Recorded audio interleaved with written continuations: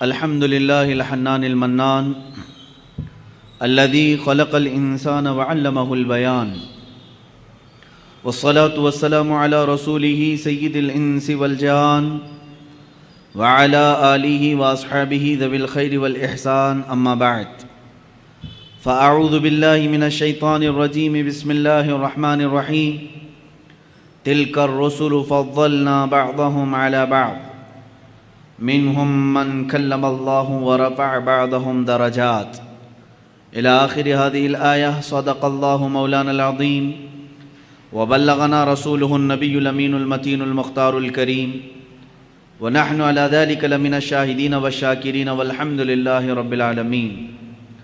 بارگاہ رسالت معاب صلی اللہ تعالی علیہ وسلم میں درود پاک کا ہدیہ پیش کریں. اللہم صل علی سیدنا و مولانا محمد معدن الجود والکرم وآلہ واصحابہ الکرام وابنہ الکریم وبارک وسلم صلاة دائمتا سرمدا ابدا. اللہ کی سرتا بقدم شان ہے یہ، انسان ہی انسان و انسان ہے یہ. قرآن تو ایمان بتاتا ہے انہیں اور ایمان یہ کہتا ہے میری جان ہے یہ.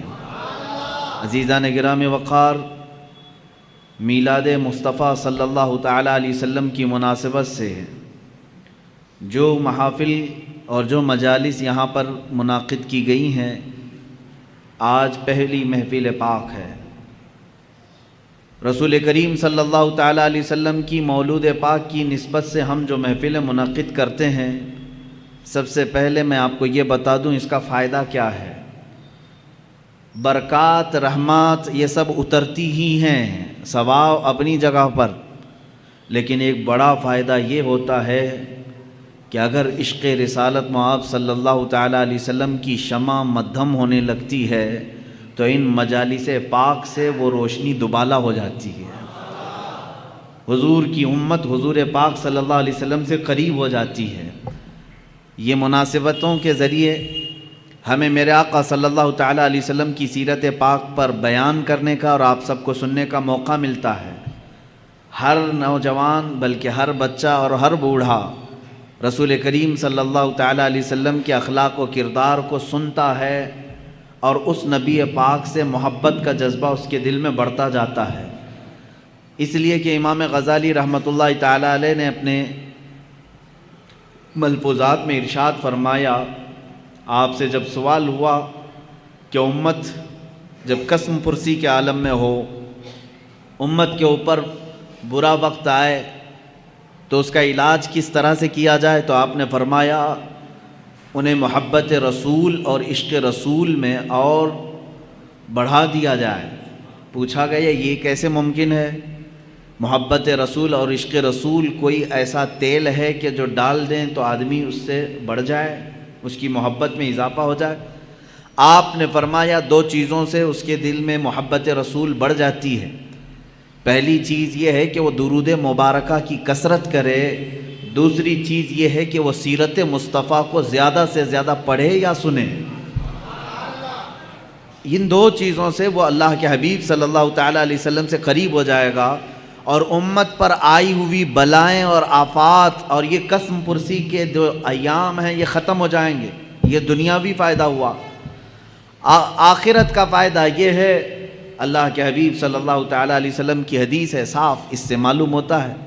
حضور اکرم صلی اللہ علیہ وسلم نے فرمایا المرء مع من احب، آدمی قیامت کے دن اسی کے ساتھ اٹھایا جائے گا جس کے ساتھ دنیا میں وہ سب سے زیادہ محبت کرتا تھا. تم جس سے محبت کرتے تھے اسی کے ساتھ قیامت میں اٹھائے جاؤ گے. اور اس حدیث پاک کے بعد حضرت انس رضی اللہ تعالیٰ عنہ فرماتے ہیں فخر کرنے لگا میں اپنی زندگی پر، اس لیے کہ میں رسول پاک صلی اللہ علیہ وسلم سے دنیا میں سب سے زیادہ محبت کرتا ہوں اور اللہ کے حبیب کے فرمان کے مطابق کل قیامت کے دن میں اپنے مصطفیٰ کے ساتھ اٹھایا جاؤں گا. میرے عزیزو، یہ ہے سیرت مصطفیٰ کی محفلوں کا فائدہ. آپ اللہ کے رسول سے قریب ہوں گے، محبت میں اضافہ ہوگا اور قیامت کے دن بھی حشر کس کے ساتھ ہوگا؟ مصطفیٰ کریم صلی اللہ تعالیٰ علیہ وسلم کے ساتھ ہوگا. آج سے ہم مسلسل اعلان کے مطابق محافل رکھیں گے انشاءاللہ العزیز، جس میں مختلف عنوانات پر حضور پاک صلی اللہ تعالیٰ علیہ وسلم کی سیرت طیبہ پر گفتگو کرنے کی ہم سعادت حاصل کریں گے۔ آج میں سب سے پہلے اس بات کو آپ کے سامنے بتا دوں کہ آج کے عنوان کے مطابق میں نے آیت کریمہ بھی تلاوت کی ہے۔ اللہ عز و جل نے اپنے بندوں کی ہدایت کے لیے 1,24,000 یا کم و بیش انبیاء کرام علیہ السلام کو دنیا میں بھیجا۔ یہ سب کا عقیدہ ہے، نبی آئے، رسول آئے، لیکن ان 1,24,000 کم و بیش انبیاء کرام میں سب سے افضل و اعلیٰ رسول محمد صلی اللہ تعالیٰ علیہ وسلم۔ مجھے آج اسی بات پر گفتگو کرنی ہے کہ جن کے متعلق شعر کہنے والے نعت گو حضرات نے زندگی بھر مدح سرائی کی، قلم ٹوٹ گئے مگر تعریف کا حق ادا نہ ہو سکا۔ اخیر میں یہاں تک کہا لوگوں نے لا یمکن ثناء کما کان حقہ بعد از خدا بزرگ توئی قصہ مختصر۔ فارسی میں یوں کہا کہ آپ کی کما حقہ، جیسے آپ کی شان ہے ویسے تعریف تو کوئی کر ہی نہیں سکتا۔ حاصل کلام گفتگو کا یہ ہے خدا کے بعد اگر کوئی مرتبہ ہے تو اے پیارے حبیب وہ آپ کا مرتبہ ہے۔ اسی کی ترجمانی اعلیٰ حضرت فاضل بریلوی رضی اللہ تعالیٰ عنہ نے فرمائی۔ آخری اپنے شعر میں فرماتے ہیں لیکن رضا نے ختم سخن اس پہ کر دیا، خالق کا بندہ خلق کا آقا کہوں تجھے۔ ایک مقام ہے خالق کا بندہ خلق کا آقا کہوں تجھے، ایک ہے رب تبارک و تعالیٰ کی ذات، اور اللہ کو چھوڑنے کے بعد پھر تمام مخلوق کی ذات۔ اللہ اور مخلوق کے درمیان اگر کوئی مرتبہ ہے تو وہ میرے آقا کا مرتبہ ہے۔ اتنا نہ بڑھاؤ کہ خدا تک پہنچ جائے، اور کبھی اتنا نہ گھٹاؤ کہ وہ عام بندہ بن جائے۔ اسی لیے اعلیٰ حضرت رضی اللہ تعالیٰ عنہ فرماتے ہیں ممکن میں یہ قدرت کہاں، واجب میں یہ عبدیت کہاں۔ یعنی اگر میں یہ سمجھ لوں کہ یہ قدرت کے برابر ہے حضور پاک کی ذات، یہ بھی جائز نہیں۔ میں حضور صلی اللہ تعالیٰ علیہ وسلم کو خدا نہیں کہہ سکتا، میرا عقیدہ نہیں ہے۔ ہم تثلیث کی طرح قائل نہیں ہیں جیسے عیسیٰ علیہ السلام کو خدا کا بیٹا کہہ گئے۔ مسلمان اپنے رسول سے بے انتہا محبت کرتا ہے لیکن خدا کا درجہ نہیں دیتا۔ اعلیٰ حضرت فرماتے ہیں ممکن میں یہ قدرت کہاں، واجب میں عبدیت کہاں۔ یعنی عام بندہ کہوں یہ بھی نہیں بنتا مجھ سے، قدرت کہوں یہ بھی نہیں بنتا، حیران ہوں۔ یہ بھی ہے خطا، یہ بھی نہیں وہ بھی نہیں، عام بندہ بھی نہیں اور قدرت بھی نہیں۔ حق یہ کہ ہیں عبد الہ۔ اعلیٰ حضرت رضی اللہ تعالیٰ عنہ نے اس کے جواب میں ارشاد فرمایا یعنی یہ قدرت بھی نہیں ہے اور ایک عام عبد بھی نہیں ہے، اب ہے کیا؟ اس کو ایک دوسرے شعر سے میں کہتا ہوں میں مانتا ہوں اے عقل والو میرا محمد خدا نہیں ہے، میں مانتا ہوں اے عقل والو میرا محمد خدا نہیں ہے، مگر دلوں میں یہ نقش کر لو کہ وہ خدا سے جدا نہیں ہے۔ یہ ہے مقام مصطفیٰ صلی اللہ تعالیٰ علیہ وسلم۔ ہاں ان کی طرح نہ بنو جو کہتے ہیں وہ عام بشر ہیں، اور نہ ان کی طرح بنو کہ حضور کو وہ یہ کہتے ہیں کہ جیسے مدینے میں خدا ہو کر اتر پڑا۔ ہم نہ غلو کرنے والوں میں سے ہیں اور نہ گستاخی کر کے نیچا دکھانے والوں میں سے ہیں۔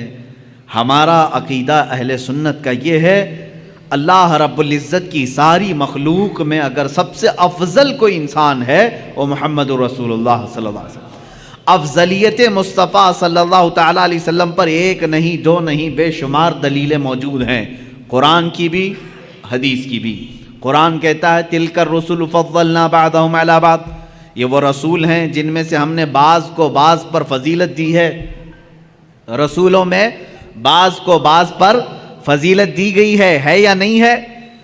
اللہ تعالیٰ نے چند نبیوں کا ذکر اس میں فرما دیا، جیسے اللہ تعالیٰ فرماتا ہے موسیٰ علیہ السلام سے اللہ نے بات فرمایا، ان کو کلام کرنے کا معجزہ دیا۔ وَكَلَّمَ اللَّهُ مُوسَىٰ تَكْلِيمًا، اللہ نے موسیٰ سے کلام کیا۔ عیسیٰ علیہ السلام کے متعلق فرمایا وہ روح القدس کے ذریعے سے ان کی مدد کی۔ عیسیٰ علیہ السلام کو اللہ تعالیٰ نے بعض نبیوں پر مقام بلند فرمایا۔ ابراہیم علیہ السلام کے متعلق قرآن کہتا ہے واتخذ اللہ ابراہیم خلیلا، اللہ نے ابراہیم کو خلیل بنایا۔ خلیل کس کو کہتے ہیں؟ دوست کو۔ خلیل کس کو کہتے ہیں؟ دوست کو کہتے ہیں۔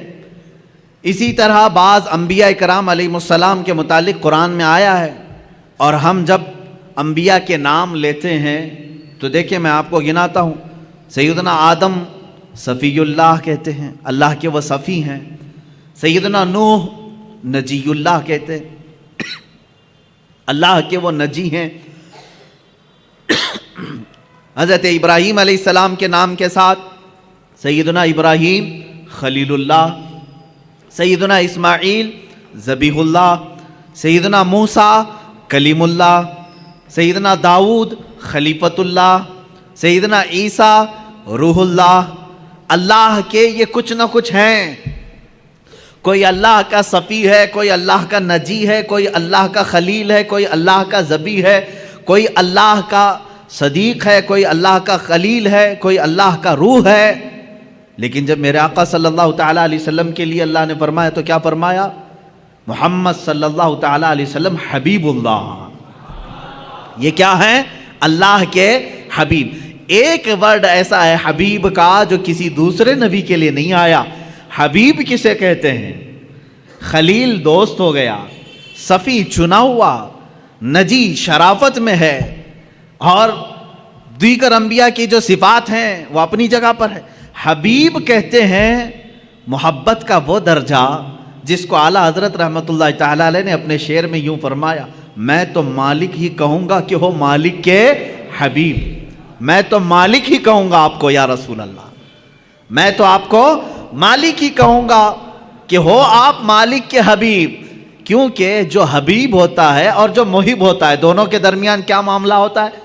مثال کے طور پر میں اگر کسی سے محبت کر رہا ہوں تو محبت کا تقاضا یہ ہے کہ یہ میرا موبائل ہے، یہ میرا ہے، لیکن جب میرا حبیب سامنے ہوگا تب میں یہ نہیں کہوں گا یہ میرا ہے۔ یہاں میرا تیرا نہیں ہوتا، جو میرا ہے وہ اس کا ہے، جو اس کا ہے وہ میرا ہے۔ حبیب میں یہ نسبت ہوتی ہے، خلیل میں نہیں، صدیق میں نہیں، حبیب میں یہ نسبت ہوتی ہے، جو میرا ہے وہ میرے حبیب کا ہے، اور جو حبیب کا ہے وہ میرا ہے۔ اب اعلیٰ حضرت کا شعر پڑھو تو سمجھ میں بھی آئے اور مزہ بھی آئے۔ فرماتے ہیں میں تو مالک ہی کہوں گا یا رسول اللہ کہ ہو آپ مالک کے حبیب، یعنی محبوب و محب میں نہیں میرا تیرا، محبوب و محب میں نہیں میرا تیرا، اس میں میرا تیرا نہیں ہوتا۔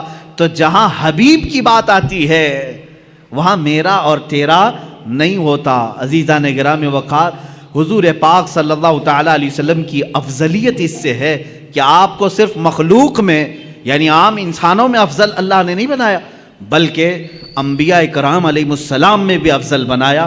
اتنا ہی نہیں بلکہ رسول اعظام اور فرشتگان جو اللہ کے مقرب فرشتے ہیں ان سے بھی افضل بنایا۔ حضور صلی اللہ تعالیٰ علیہ وسلم کو ان سے بھی افضل بنایا۔ یہ باقی رہے مخلوقات، جنات ہوں، حیوانات ہوں، یہ تمام چیزیں اپنی جگہ پر، لیکن اللہ کے جو مقرب فرشتے ہیں، جو حاملان عرش ہیں، اللہ کے عرش کو اٹھائے ہوئے ہیں، جو نبیوں تک پیغام لانے والے ہیں، جو پورے کائنات کے لیے آسمان سے بارشیں برسانے اور پانی پہنچانے کا نظام سنبھالتے، ان تمام ملائکہ سے اللہ تعالیٰ نے اپنے نبی کو مکرم بنایا، معظم پیدا فرمایا، افضل بنایا ہے۔ اس کی کئی دلیلیں اور کئی مثالیں میں آپ کو بتا دوں۔ حضور پاک صلی اللہ تعالیٰ علیہ وسلم کی افضلیت دیکھیں، اعلیٰ حضرت رحمۃ اللہ تعالیٰ علیہ کے اشعار یہاں پر ہمیں بار بار یاد آتے ہیں۔ وہ جہنم میں گیا جو ان سے مستغنی ہوا۔ مستغنی کہتے ہیں جو یہ کہے نہیں مجھے رسول کی کوئی ضرورت نہیں، مستغنی کہتے ہیں اس کو، کہتے ہیں جو یہ کہے بے نیاز ہوں میں۔ وہ جہنم میں گیا جو ان سے مستغنی ہوا، ہے خلیل اللہ کو حاجت رسول اللہ کی۔ انبیاء کرام علیہ السلام کو رسول اللہ کی حاجت رہی ہے۔ کیسے؟ اب شروع سے چلتا ہوں میں۔ سب سے پہلے انسان، سب سے پہلے نبی، سب سے پہلے رسول آدم علیہ الصلاۃ والتسلیم ہے۔ جب آدم علیہ الصلاۃ والتسلیم کی پیدائش ہوئی، ولادت ہوئی. تو جانتے ہیں آپ ولادت کے احوال اور قوائف پڑھیں تو تفاسیر میں یہ بات ملتی ہے کہ زمین سے مختلف علاقوں کی مٹی لائی گئی, فرشتوں نے لا کر کے گوندھا, جنت کے پانی سے اسے گوندھا گیا اور اس کے بعد ایک شکل بنائی گئی. شکل بنانے کے بعد یہ تو جسم کی شکل ہوئی, اللہ رب العزت نے اب اس میں روح ڈالنی تھی. روح کیا چیز ہے؟ قرآن میں اللہ تعالیٰ نے فرمایا روح جو ہے یہ اللہ کا نور ہے, اللہ کا امر ہے. یسألونک عن الروح قل الروح من امر ربی. اللہ نے فرمایا کہ روح جو ہے اللہ کا حکم ہے یا اللہ کا نور ہے. نور جب یہ جسم میں ڈالنا ہوا, کس میں؟ آدم علیہ السلام کے جسم پاک میں, جس کو فرشتوں نے گوندھا تھا مٹی سے اور پانی سے, اور اس کو آگ سے تپا کر کے گرم کیا گیا تھا. 4 عناصر اس کے اندر رکھے گئے تھے. اب آدم علیہ السلام کے روح ڈالنی تھی جسم کے اندر, تو بزرگان دین نے لکھا ہے کہ روح کو ڈالا گیا, روح باہر آ گئی, کیونکہ روح نور ہے اور جسم مٹی سے بنا ہوا اندھیرا ہے. اندھیرا اور نور ایک جگہ جمع نہیں ہوتے. نور آیا تو اندھیرا نہیں ہوگا, اور اندھیرا ہے تو اس کا مطلب نور نہیں ہے. روح کا اور جسم کا ملاپ کیسے ہو؟ روح باہر آئی, پھر ڈالا گیا, وہ باہر آئی. روح کہنے لگی کہ مولا اس میں گھبراہٹ ہے, اندھیرا ہے, روح کو اس میں قرار پانا ہے.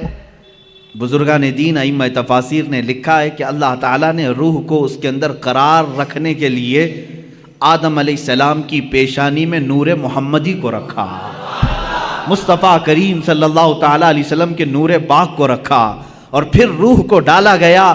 آدم علیہ السلام کے جسم پاک میں روح آئی, آپ کو پہلی مرتبہ ایک چھینک آئی اور آپ نے الحمدللہ کہا. یہاں سے ہے انسان کے سانس لینے کی ابتدا. میرے عزیزو, کائنات پہ سب سے پہلا انسان جو روح والا بنا اور سانس لینے کے قابل بنا, تو میں یہ کہتا ہوں کہ وہ نور محمدی کے صدقے میں سانس لیا. سانس لیا ہے کس کی بدولت؟ نور محمدی کے بدولت. مصطفیٰ کریم صلی اللہ تعالیٰ علیہ وسلم کا نور پاک آدم علیہ السلام کی پیشانی میں رکھا گیا. اب یہ نور جو ہے منتقل ہوتے ہوئے میرے آقا صلی اللہ علیہ وسلم کے والد ماجد تک آیا ہے. انشاءاللہ العزیز جب موقع آئے میلاد پاک کا, میں اس نور کے منتقل ہونے کی کیفیت کو بھی عرض کروں گا. آدم علیہ الصلوۃ والتسلیم کی بیداری کس کی بدولت؟ نور محمدی کی بدولت. جب آپ بیدار ہوئے, اتنا ہی نہیں, جلوہ محمدی کو کہاں کہاں دیکھو, جہاں دیکھا وہاں پایا. آدم علیہ السلام جب بیدار ہوئے, فرشتوں کو حکم ہوا کہ انہیں سجدہ کرو. فرشتے سجدہ کیے, ابلیس انکار کیا, مردود ہوا, اور اس کے بعد آدم علیہ الصلوۃ والتسلیم کو جنت میں ٹھہرایا گیا. آدم علیہ السلام جنت کے ہر دروازے کو دیکھتے, ہر دیوار کو دیکھتے. فرماتے ہیں ہر دروازے پر, ہر دیوار پر لکھا ہوا تھا لا الہ الا اللہ احمد رسول اللہ. آسمانوں میں میرے نبی کا نام کیا ہے؟ احمد ہے. زمینوں میں میرے آقا کا نام محمد ہے. عزیزان گرامی, آدم علیہ السلام نے جگہ جگہ پر کیا نام دیکھا؟ حضور پاک صلی اللہ علیہ وسلم کا نام رب ذوالجلال کے نام کے ساتھ. آپ سنیے, یہ خیال آپ کے دل میں تھا, سوال بھی کیا آپ نے مولا سے, اے رب ذوالجلال تیرے نام کے ساتھ یہ ایک دوسرا نام کس کا ہے؟ اللہ رب العزت نے فرمایا وہ میرے حبیب کا نام ہے. وہ کہاں رہتا ہے؟ اللہ نے فرمایا وہ تو تیری ہی نسل میں بآخری زمانے میں پیدا ہوگا. یہ بات آئی گئی. آدم علیہ الصلوۃ والتسلیم کو اللہ تعالیٰ نے جنت میں ٹھہرانے کے بعد حکم فرمایا تھا, آپ کے جسم پاک سے حوا کو پیدا کیا گیا, اور اس کے بعد حکم ہوا کہ تم دونوں جنت میں ٹھہری رہو. لیکن ایک درخت تھا جنت میں جس کے قریب جانے سے اللہ نے منع فرمایا تھا, لا تقربا هذه الشجرہ, اس درخت کے قریب مت جانا. اللہ بہتر جانتا ہے وہ کیا حکمت تھی.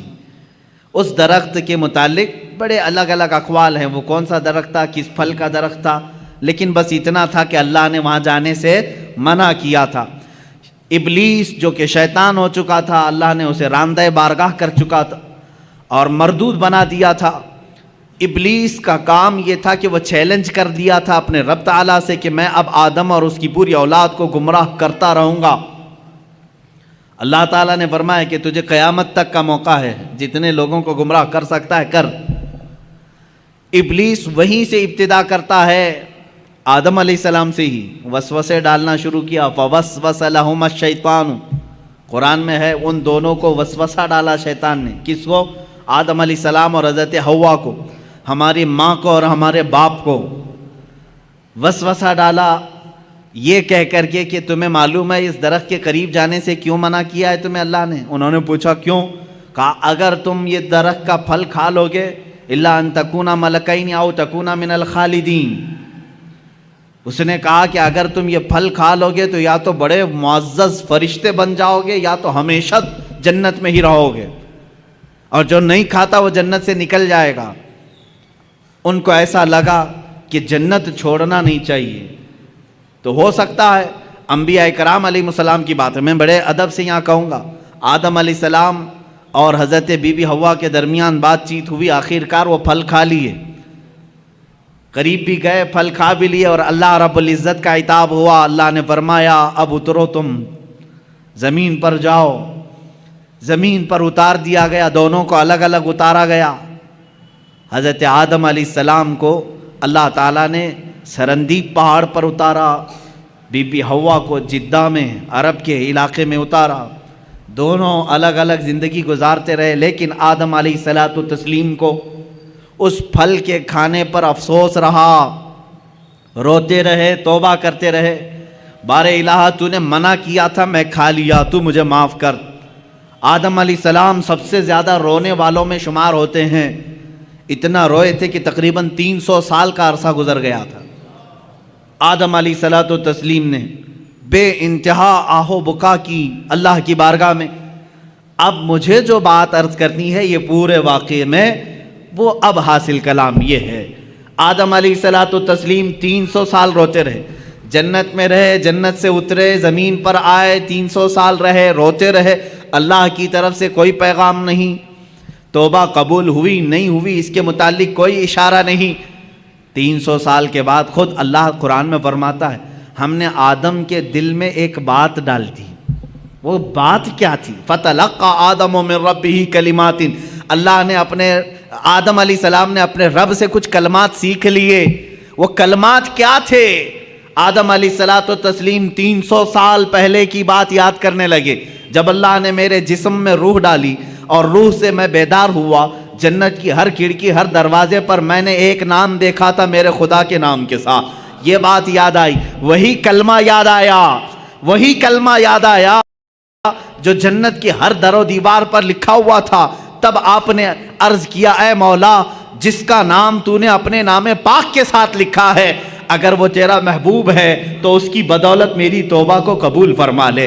اللہ رب العزت نے فوراً جبرائیل امین کو بھیجا اور فرمایا فتاب علیہ، اللہ نے تمہاری توبہ قبول کر لی۔ اللہ توبہ کے قبول ہونے میں اتنی سرعت، اتنی جلدی، اتنی تیزی اگر کسی نام کی وجہ سے ہے تو محمد عربی صلی اللہ علیہ وسلم کی۔ قرآن نے یہی کہا ہے اگر اے مومنو اگر تم اپنی جانوں پر ظلم کر لو، گناہ ہو جائے تو کہاں آؤ؟ قرآن میں ہے مسجد میں آؤ نہیں، کعبے میں آؤ نہیں، اے مومنو تم میرے رسول کے پاس آؤ، جاؤکا، اے رسول یہ تمہارے پاس آ جائیں، اور اگر آپ ان کے لیے سفارش کر دیں تو اللہ ان کی توبہ قبول کرے گا۔ اب اندازہ کریں آدم علیہ السلام کی توبہ قبول ہوئی، برکت کس کی تھی؟ محمد عربی صلی اللہ علیہ وسلم کی۔ مصطفیٰ کریم صلی اللہ تعالیٰ علیہ وسلم کا نام پاک آپ نے لیا اور دعا قبول ہوئی۔ اب سنیے ایک اور مزے کی بات، بعض روایات میں یہ بات ملتی ہے کہ آدم علیہ السلام خوش ہوئے، جبرائیل آئے جنت سے پیغام لے کر، اللہ تعالیٰ نے آپ کی توبہ قبول فرمائی۔ آدم علیہ السلام نے کہا وہ نام اتنی برکت والا، وہ نام اتنی عظمت والا، وہ نام اللہ رب العزت کی بارگاہ میں اتنے مقام و مرتبے والا، اے مولا اس نام پاک کی ذات اور اس کی ہستی کا ایک بار مجھے بھی تو دیدار کرا دے، ایک بار مجھے دیدار کرا دے۔ جو لوگ یہ کہیں کہ حضور پاک صلی اللہ علیہ وسلم کو 40 سال کے بعد نبوت ملی تھی، وہ یہ بات سنیں، ابھی دنیا وجود میں ہی نہیں آئی، کوئی بچے نہیں ہوئے آدم علیہ السلام کے، تب آدم علیہ السلام عرض کر رہے مولا اس شکل محمدی کو میں دیکھنا چاہتا ہوں جس کی بدولت میری دعا قبول ہوئی۔ اللہ تبارک و تعالیٰ نے آدم علیہ السلام سے فرمایا کہ تم اپنے دونوں انگوٹھوں کے ناخنوں میں دیکھو. یہ بیان کیا ہے کہ دونوں انگوٹھوں کے ناخنوں میں آپ نے دیکھا حضور پاک صلی اللہ تعالیٰ علیہ وسلم کا نور پاک ان کے انگوٹھوں میں رکھا گیا. آدم علیہ السلام نے بڑھ کر کے اس کو چوما اور اپنی آنکھوں سے لگا لیا. یہ ہمارا بھی آج طریقہ ہے. ظاہر سی بات ہے اصلی اولاد وہی ہے جو اپنے باپ کے طریقے پہ چلتی ہے. محمد صلی اللہ تعالیٰ علیہ وسلم. ہم کس کے طریقے پر چل رہے ہیں؟ باپ کے طریقے پر چل رہے ہیں. جو باپ کا نہ ہو اسے تکلیف ہو. ہم آدم علیہ السلام کی آل میں ہیں، اولاد میں ہیں، ہم اپنے باپ کے طریقے پر چل رہے ہیں. عزیزان گرامی وقار، مجھے یہاں پر افضلیت مصطفیٰ عرض کرنی ہے. میرے آقا صلی اللہ تعالیٰ علیہ وسلم کی بات میں کمپیر اور موازنہ کر کے نہیں دکھا سکتا، کیونکہ حضور صلی اللہ علیہ وسلم نے فرمایا اس طرح نہ کرو کہ ایک نبی کو گراؤ دوسرے نبی کو بڑھاؤ. سارے انبیاء کرام علیہ السلام نبوت اور رسالت میں برابر ہیں، لیکن کچھ خصوصیتیں اللہ نے ان کو عطا کی ہیں. اس کا مطلب یہ نہیں کہ ہم کسی بھی دوسرے نبی کی توہین کریں گے، ہرگز نہیں. ہر نبی کا اپنا مقام ہے، ہر نبی کا اپنا ایک مقام و مرتبہ ہے، لیکن میرے مصطفیٰ صلی اللہ علیہ وسلم کی شان پاک الگ ہے. اعلیٰ حضرت فاضل بریلوی رحمۃ اللہ تعالیٰ علیہ نے فرمایا ہے خدا کی رضا چاہتے ہیں دو عالم. ساری دنیا کس کی رضا چاہتی ہے؟ آپ کیا کہتے ہو، کیا چاہتے ہو؟ اللہ ہم سے راضی ہو جائے. کون نہیں کہتا؟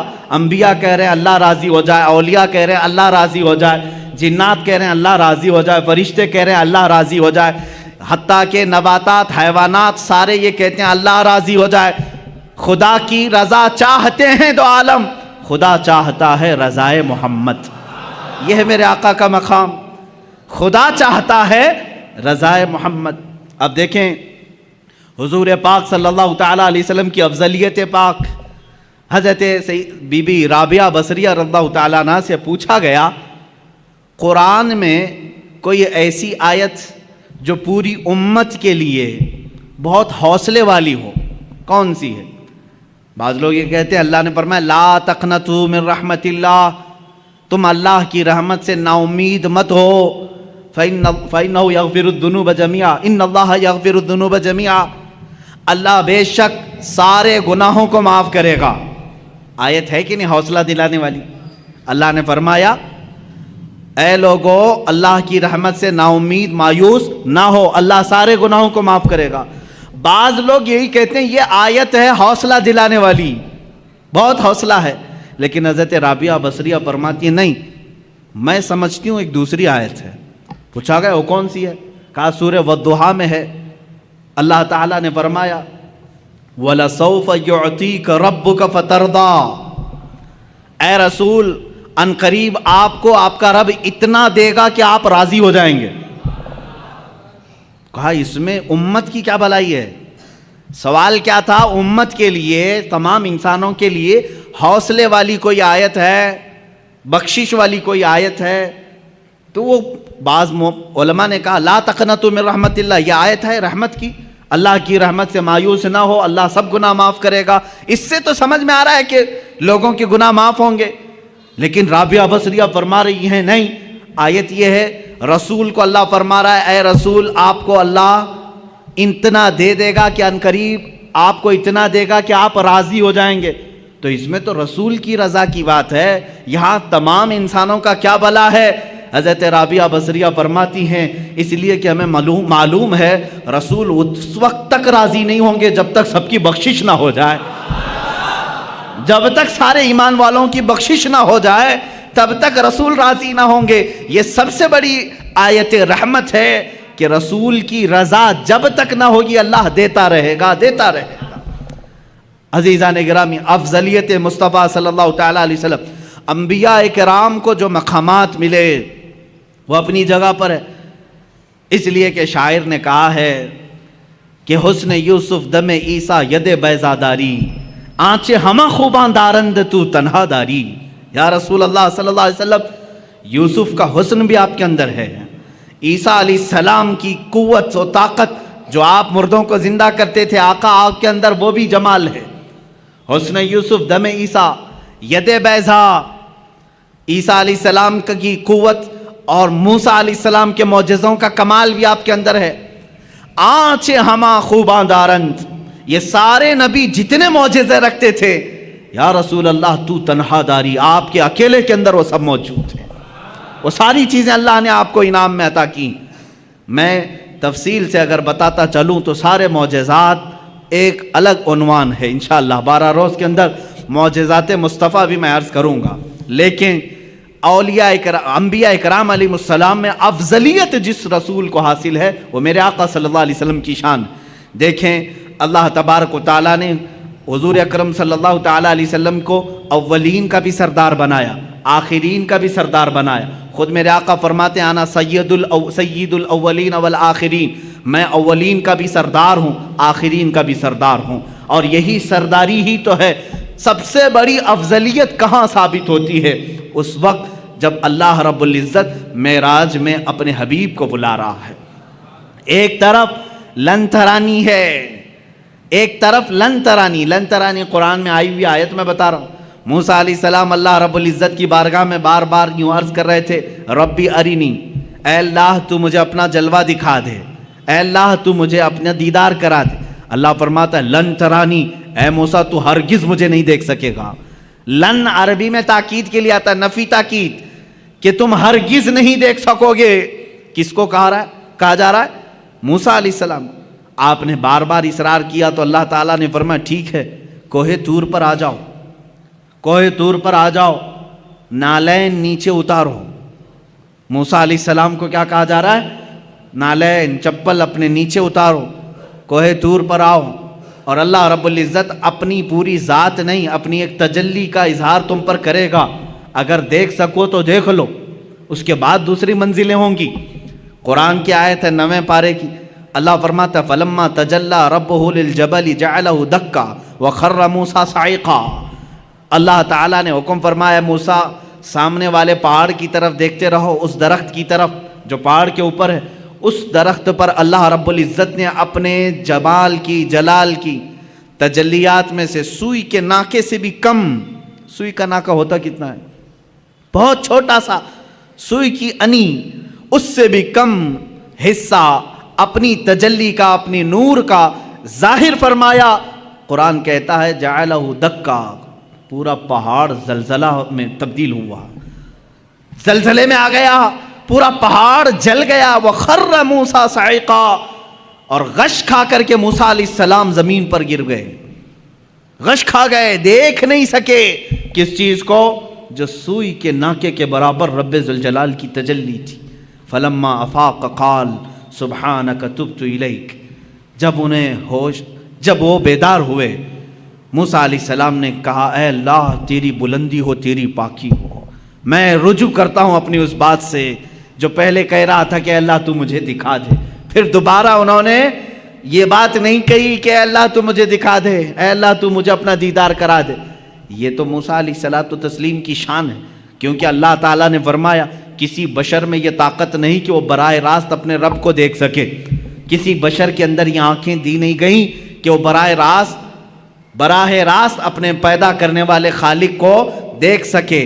لیکن یہی معاملہ جب میرے آقا کے ساتھ ہوا، 26 رجب المرجب ہے، اللہ کے حبیب صلی اللہ تعالیٰ علیہ وسلم اپنے دولت قدے پر حضرت ام ہانی کے گھر پر آرام فرما رہے ہیں، جبرائیل امین آئے اور آ کر کے میرے آقا صلی اللہ تعالیٰ علیہ وسلم کو بیدار کر رہے ہیں۔ تو بیداری کا طریقہ بھی بتایا گیا ہے، انہوں نے اپنی پیشانی حضور کے تلووں سے لگائی، ٹھنڈک سے آپ بیدار ہوئے۔ پوچھا جبرائیل اس وقت آنا کس بات کا ہے؟ جبرائیل نے کہا اللہ تعالیٰ آپ کو آسمانوں کی سیر کرانا چاہتا ہے، جنت، دوزخ، عرش، کرسی، لوح و قلم کے دیدار کرانا چاہتا ہے۔ اے رسول گرامی وقار، آج آپ کی معراج کا وقت ہے، آپ کی معراج کی شب ہے، اللہ تعالیٰ آپ کو اپنی زیارت کرانا چاہتا ہے۔ حضرت جبرائیل امین نے جب یہ کہا، حضور اکرم صلی اللہ تعالیٰ علیہ وسلم اٹھے، بیدار ہوئے اور وہاں سے مسجد حرم شریف تشریف لے گئے۔ براق آپ ہی کے لیے بنائی گئی سواری، اس پر اس سے پہلے نہ کوئی سوار ہوا، نہ ان کے بعد کوئی سوار ہوا، یہ حضور کی خصوصیات میں سے ہے۔ براق کی تیز رفتاری ایسی تھی جہاں تک ایک نگاہ پہنچتی ہے وہاں اس کا پہلا قدم ہوتا تھا۔ براق کی تیز رفتاری، رسول کریم صلی اللہ تعالیٰ علیہ وسلم اس پر جلوہ فرما ہو کر آسمانوں کے سفر پر گئے، لیکن اس سفر میں میرے آقا کی افضلیت تمہیں جگہ جگہ میں بتاؤں۔ اللہ اکبر، حرم پاک سے مسجد اقصیٰ تک کا سفر تو قرآن میں اللہ نے بیان کیا ہے۔ سبحان الذی اسریٰ بعبدہ لیلا من المسجد الحرام الی المسجد الاقصیٰ، پاک ہے وہ ذات جس نے اپنے بندے کو رات کے ایک چھوڑے سے وقت میں مسجد حرم سے مسجد اقصیٰ تک کا سفر کرایا۔ مسجد اقصیٰ کسے کہتے ہیں؟ بیت المقدس جو فلسطین میں ہے، جو ہمارا قبلہ اول ہے، پہلے ہم اسی کی طرف منہ کر کے نماز پڑھتے ہیں۔ حضور پاک صلی اللہ تعالیٰ علیہ وسلم مسجد اقصیٰ گئے تو سفر کے درمیان یہاں مسجد اقصیٰ آنے کا کیا مطلب ہے، کیا وجہ ہے؟ یہاں آئے حضور پاک صلی اللہ تعالیٰ علیہ وسلم تو دیکھا آپ تنہا نہیں تھے، آدم علیہ السلام سے لے کر عیسیٰ علیہ السلام تک جتنے نبی دنیا میں آئے سب کے سب وہاں جمع تھے، سب کے سب جمع تھے۔ حضور پاک صلی اللہ علیہ وسلم جیسے ہی تشریف لائے، سبوں نے حضور اکرم صلی اللہ علیہ وسلم کا استقبال کیا۔ اللہ کے حبیب صلی اللہ تعالیٰ علیہ وسلم پیدا ہونے کے اعتبار سے سب سے آخری زمانے میں آئے ہیں، لیکن جب مسجد اقصیٰ میں گزر رہے تھے تو سب سے آگے مصلی پر آپ تشریف فرما تھے، سب سے پہلے آپ مصلی پر تشریف لے گئے، آپ نے انبیاء کرام علیہ السلام کی امامت فرمائی۔ اب یہ ایک الگ نماز ہے، جبکہ نماز تو معراج کے بعد ہم کو ملی، وہ نماز انبیاء کی مخصوص نماز تھی، وہ تو صرف میرے آقا کی امامت دکھانی مقصود تھی۔ اس نماز کو نہ میں جمعہ سے تشبیہ دے سکتا ہوں نہ عید سے تشبیہ دے سکتا ہوں، اس لیے کہ نہ دنیا میں ایسی کوئی نماز ہوئی ہے نہ ہوگی جس کا امام سید الانبیاء اور مقتدی سارے رسول، سارے انبیاء، ایسی نماز کہاں؟ وہ خود اپنی اپنی شریعتوں کے مالک، اپنی اپنی امتوں کے آقا، لیکن آج میرے نبی کی اقتداء میں مقتدی بنے ہوئے تھے۔ لیکن اس نماز کا ایک الگ حال ہے، حضور نے امامت فرمائی، امام ہی خطبہ دیتا ہے یا نہیں؟ جمعہ میں جو نماز پڑھایا وہی خطبہ دے رہا ہے، عید میں جو نماز پڑھایا وہی خطبہ دے رہا ہے، لیکن اس نماز کا حال ایسا نہیں تھا۔ حضور نے امامت تو فرمائی، خطبہ سب سے پہلے آدم علیہ السلام نے دیا، پھر ابراہیم علیہ السلام نے دیا، پھر اسماعیل علیہ السلام نے دیا، پھر موسیٰ علیہ السلام نے دیا، پھر عیسیٰ علیہ السلام نے دیا۔ کئی انبیاء کرام علیہ السلام خطبہ دے رہے تھے۔ یہ کیا خطبہ تھا؟ ہر نبی آتے تھے محمد عربی صلی اللہ علیہ وسلم کی تعریف بیان کرتے تھے۔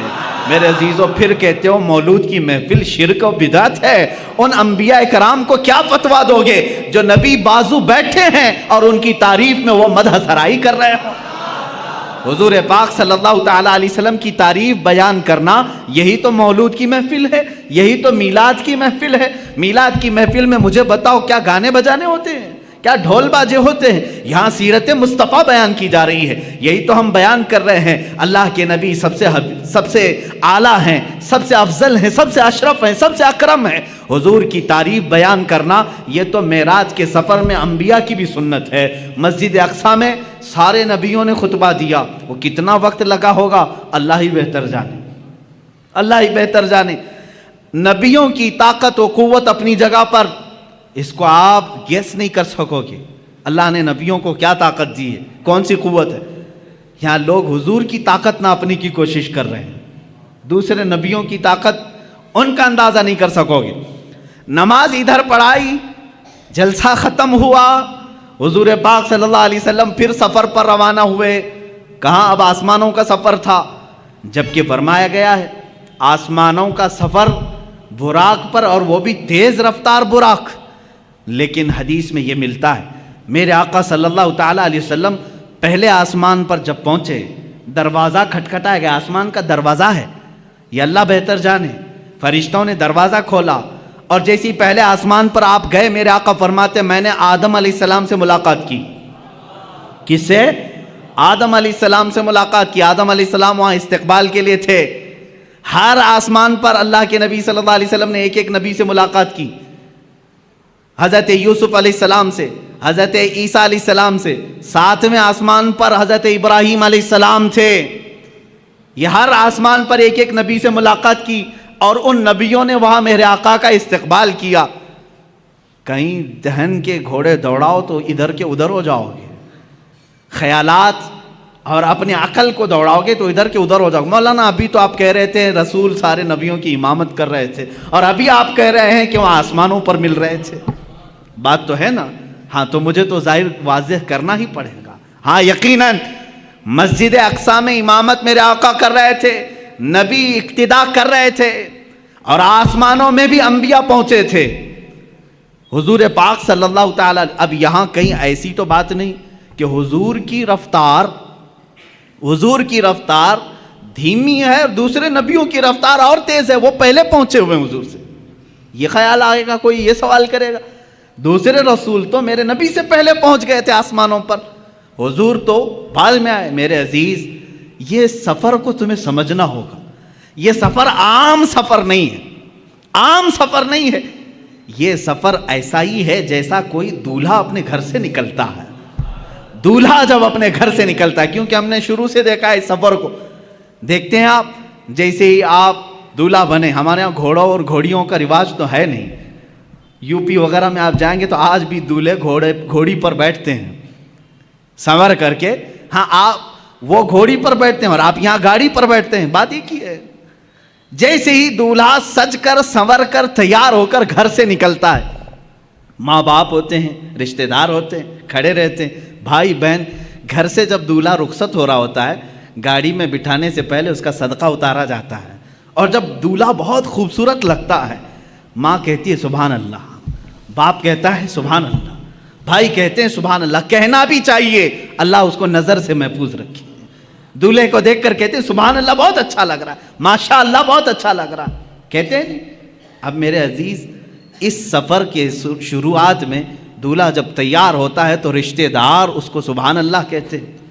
لیکن جب میرے آقا صلی اللہ تعالیٰ علیہ وسلم اپنے گھر سے اٹھائے گئے اور مسجد حرم میں آپ کا سینہ پاک دھویا گیا اور آپ کو سواری پر بٹھایا گیا، اب یہاں نہ کوئی رشتہ دار ہے. میرے آقا صلی اللہ علیہ وسلم تو یتیم تھے، والد بھی نہیں اور والدہ بھی نہیں تھی، اور آپ کے بھائی نہیں تھے، بہنیں نہیں تھیں. اب یہاں اس دولہے کو کون کہے؟ سواری پر بیٹھا ہے. تب ہم نے قرآن کے 15ویں پارے کو پڑھا. اللہ فرما رہا ہے سبحان الذی اسریٰ بعبدہ. یہ پارہ ہی یہاں سے شروع ہوتا ہے. کوئی اور نہیں کہے گا محبوب، تمہارا خدا کہے گا سبحان اللہ. پاک ہے وہ ذات جس نے تمہیں سوار کرایا ہے. یہ اور شان ہے میرے مصطفیٰ کی. ہم گاڑی پر گھوڑے پر بیٹھیں، رشتہ دار سبحان اللہ کہیں. میرا نبی اگر سواری پر بیٹھے تو اللہ سبحان کہے، ان کا خالق خود کہے سبحان الذی. یہ سفر جو ہے باراتی اور دولہوں کا ہے. کبھی آپ نہیں دیکھتے کہ یہاں پر بھائی بہن سب تو دیکھ رہے تھے گاڑی پر بیٹھنے کے بعد، لیکن جب دولہا حال میں پہنچا ہے تو وہاں دیکھا یہی بھائی یہی بہنیں سب پہلے سے پہنچے ہوئے ہیں. کیوں؟ اس لیے کہ دولہے کا استقبال کرنا ہے. یہ سفر دولہے کا استقبالی سفر ہے. یہی میرے عزیزو، جب میرے آقا معراج کے سفر میں تھے، یہاں امامت تو کی مسجد اقصی میں، خطبے تو سب کے سنے، لیکن جب آسمانوں پر پہنچنا تھا تو حضور کا جو گھوڑا تھا، براق ہے، وہ دھیمی رفتار سے چل رہا تھا جیسے دولہے کی سواری چلتی ہے. اور انبیاء پہلے سے پہنچے ہوئے تھے، اس لیے نہیں کہ وہ نبی سے زیادہ رفتار رکھتے ہیں، اس لیے پہنچے تھے کہ دولہے کا انہیں استقبال کرنا تھا. یہ سفر کی حکمت ہے. میرے آقا صلی اللہ تعالیٰ علیہ وسلم کی یہ شان، آپ کی افضلیت ہر نبی نے تسلیم کی. قرآن نے خود ان نبیوں سے وعدہ لیا ہے. عزیزان گرامی وقار، اسی سفر میں آپ کو یہ بھی بتا دوں، اللہ کے حبیب صلی اللہ تعالیٰ علیہ وسلم آسمانوں کا سفر کیے، جنت آپ کو دکھائی گئی، دوزخ کے نظارے کروائے گئے، اور اس کے بعد ایک مقام ایسا آیا سدرہ کے بعد، جبرائیل امین نے کہا اب جائیں، آپ کا سفر ہے. جہاں سے جبرائیل کا بھی سفر نہیں تھا. رسول کریم صلی اللہ علیہ وسلم وہ پہلے شخص ہیں جنہوں نے سدرہ کے آگے کا سفر کیا. حضور پاک صلی اللہ تعالیٰ علیہ وسلم جس جگہ گئے اس کو کہتے ہیں لامکاں. لامکاں کا مطلب ہے جس جگہ کا کوئی نام ہی نہیں، تم نام نہیں رکھ سکتے اس کا. جنت کا ایک نام ہے، دوزخ کا ایک نام ہے، عرش کا ایک نام ہے، کرسی ایک نام ہے. حضور نے اس جگہ کا سفر کیا جس کو لامکہ کہتے ہیں، اس کا نام ہی نہیں، اب ہم نام نہیں رکھ سکتے اس جگہ کا، وہ کہاں ہے یہ وہی جانے جو سفر کیا ہو یا جس نے سفر کرایا ہو۔ اللہ رب العزت نے اپنے قرب کی منزلوں سے آپ کو ہمکنار فرمائے، یہاں تک کہ میرے آقا صلی اللہ تعالیٰ علیہ وسلم معراج کی شب ارشاد فرماتے ہیں میں نے اپنے ماتھے کی آنکھوں سے اپنے رب کی تجلیات کو دیکھا، اللہ رب العزت کی ذات کو دیکھا۔ کیسے دیکھا؟ دور سے دیکھا، بلکہ قرآن کہتا ہے فَكَانَ قَابَ قَوْسَيْنِ أَوْ أَدْنَىٰ، یہ سورہ نجم کی آیتیں، کان قاب قوسین او ادنا، قوسین کہتے ہیں تیر، معلوم ہے بان اور تیر جو یہاں پر ہوتی ہے، فرمایا قرآن نے دو کمان کے اندر تیر رکھ کر کے مارتے ہیں نا، دو کمانوں سے کم کا فاصلہ تھا، اتنے قریب میرا حبیب آیا۔ اور کیسے دیکھا؟ موسیٰ علیہ السلام نے کوہ طور پر جو دیکھا وہ بہت چھوٹی سی تجلی تھی، اور کیسے ابھی پورا دیکھ ہی نہیں پائے تھے، پلک جھپک رہے تھے، تبھی غش کھا کر گرے۔ اور اللہ کے حبیب صلی اللہ علیہ وسلم کیسے دیکھے؟ نبی سے نہیں، قرآن سے ہی پوچھیں۔ سورہ نجم میں اللہ فرماتا ہے ما زاغ البصر وما طغى، ایسا دیکھا حبیب نے کہ نہ کبھی آنکھ جھپکی نہ پلٹی، اپنے رب کو دیکھتے رہے۔ لقد رأى من آیات ربہ الکبریٰ، اپنے رب کی نشانیوں کو دیکھتے رہے جیسے پوری آنکھیں کھلی رکھ کر کے کوئی دیکھتا ہے۔ کون یہ؟ کس نے دیکھا؟ یہ موسیٰ سے پوچھے کوئی، کس نے دیکھا؟ یہ موسیٰ سے پوچھے کوئی، آنکھ والوں کی ہمت پہ لاکھوں سلام۔ اسی لیے میرے اعلیٰ حضرت نے فرمایا ہے اب رسول پاک صلی اللہ تعالیٰ علیہ وسلم نے ذات خداوندی کو اپنے ماتھے کی آنکھوں سے دیکھا تھا۔ اب یہاں موسیٰ علیہ السلام کے دربار میں پھر آتا ہوں۔ موسیٰ علیہ السلام نے بہت چھوٹی تجلی دیکھی، لیکن کمال اتنی تجلی دیکھنے کے بعد بھی یہ کمال تھا کہ روایات یہ بتاتی ہیں موسیٰ علیہ السلام کی اب آنکھ میں آنکھ ڈال کر کے کوئی دیکھ نہیں سکتا تھا، اتنا جلال تھا، اتنا جلال تھا۔ اور موسیٰ علیہ السلام فرماتے ہیں رات کے اندھیرے میں 3 میل دور، 3 میل کا مطلب وہ 4.5 کلومیٹر، 4.5 کلومیٹر دور تک اگر کسی پتھر پر کوئی کالی چیونٹی چل رہی ہو، موسیٰ علیہ السلام فرماتے ہیں میں اس کو آرام سے دیکھ سکتا ہوں۔ 3 میل دور رات کے اندھیرے میں کالی چونٹی کسی کالے پتھر پر رینگ رہی ہو، موسیٰ علیہ السلام فرماتے ہیں میری آنکھیں اسے آرام سے دیکھ سکتی ہیں۔ یہ جلوہ تھا اس ہلکی سی تجلی کو دیکھنے کا، اس ہلکی سی تجلی کو دیکھنے کا، اور جس نے سراپا خدا کی ذات کو دیکھا اس کی آنکھوں کے نور کا حال کیا ہوگا۔ اسی لیے میرے اعلیٰ حضرت نے فرمایا اور کوئی غیب کیا تم سے نہاں ہو بھلا، جب نہ خدا ہی چھپا تم پہ کروڑوں درود۔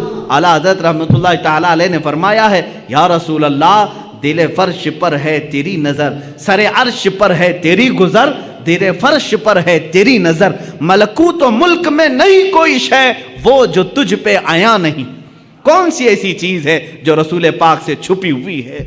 موسیٰ علیہ السلام جب رات کے اندھیرے میں 3 میل دور دیکھ سکتے ہیں تو اے سنیوں کیا ہمارا یہ عقیدہ نہیں ہو سکتا 4000 کلومیٹر دور مدینہ طیبہ سے ہمارا آقا ہم غلاموں کو دیکھ رہا ہے، محفل پاک کو ہماری وہ ملاحظہ فرما رہے ہیں۔ عزیزان گرام وقار، رسول کریم صلی اللہ تعالیٰ علیہ وسلم کی افضلیت پاک انبیاء کرام علیہ السلام کی زندگیوں سے۔ اب پھر میں موسیٰ علیہ السلام ہی کی بات کروں۔